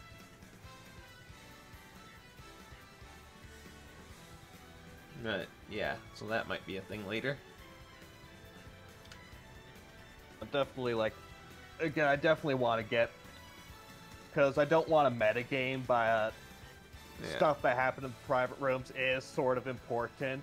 I basically at a point where I have to rely on either wait for the stuff that happened in the private rooms to be public knowledge, or hope somebody else in the D&D campaign is right what happens in there. Yeah. And a lot of those are gonna happen where I'm gonna take characters aside. Like I've got a few things planned if people go those routes, so it might happen a lot because I think it's a really interesting idea and I want to kind of like do it a little more.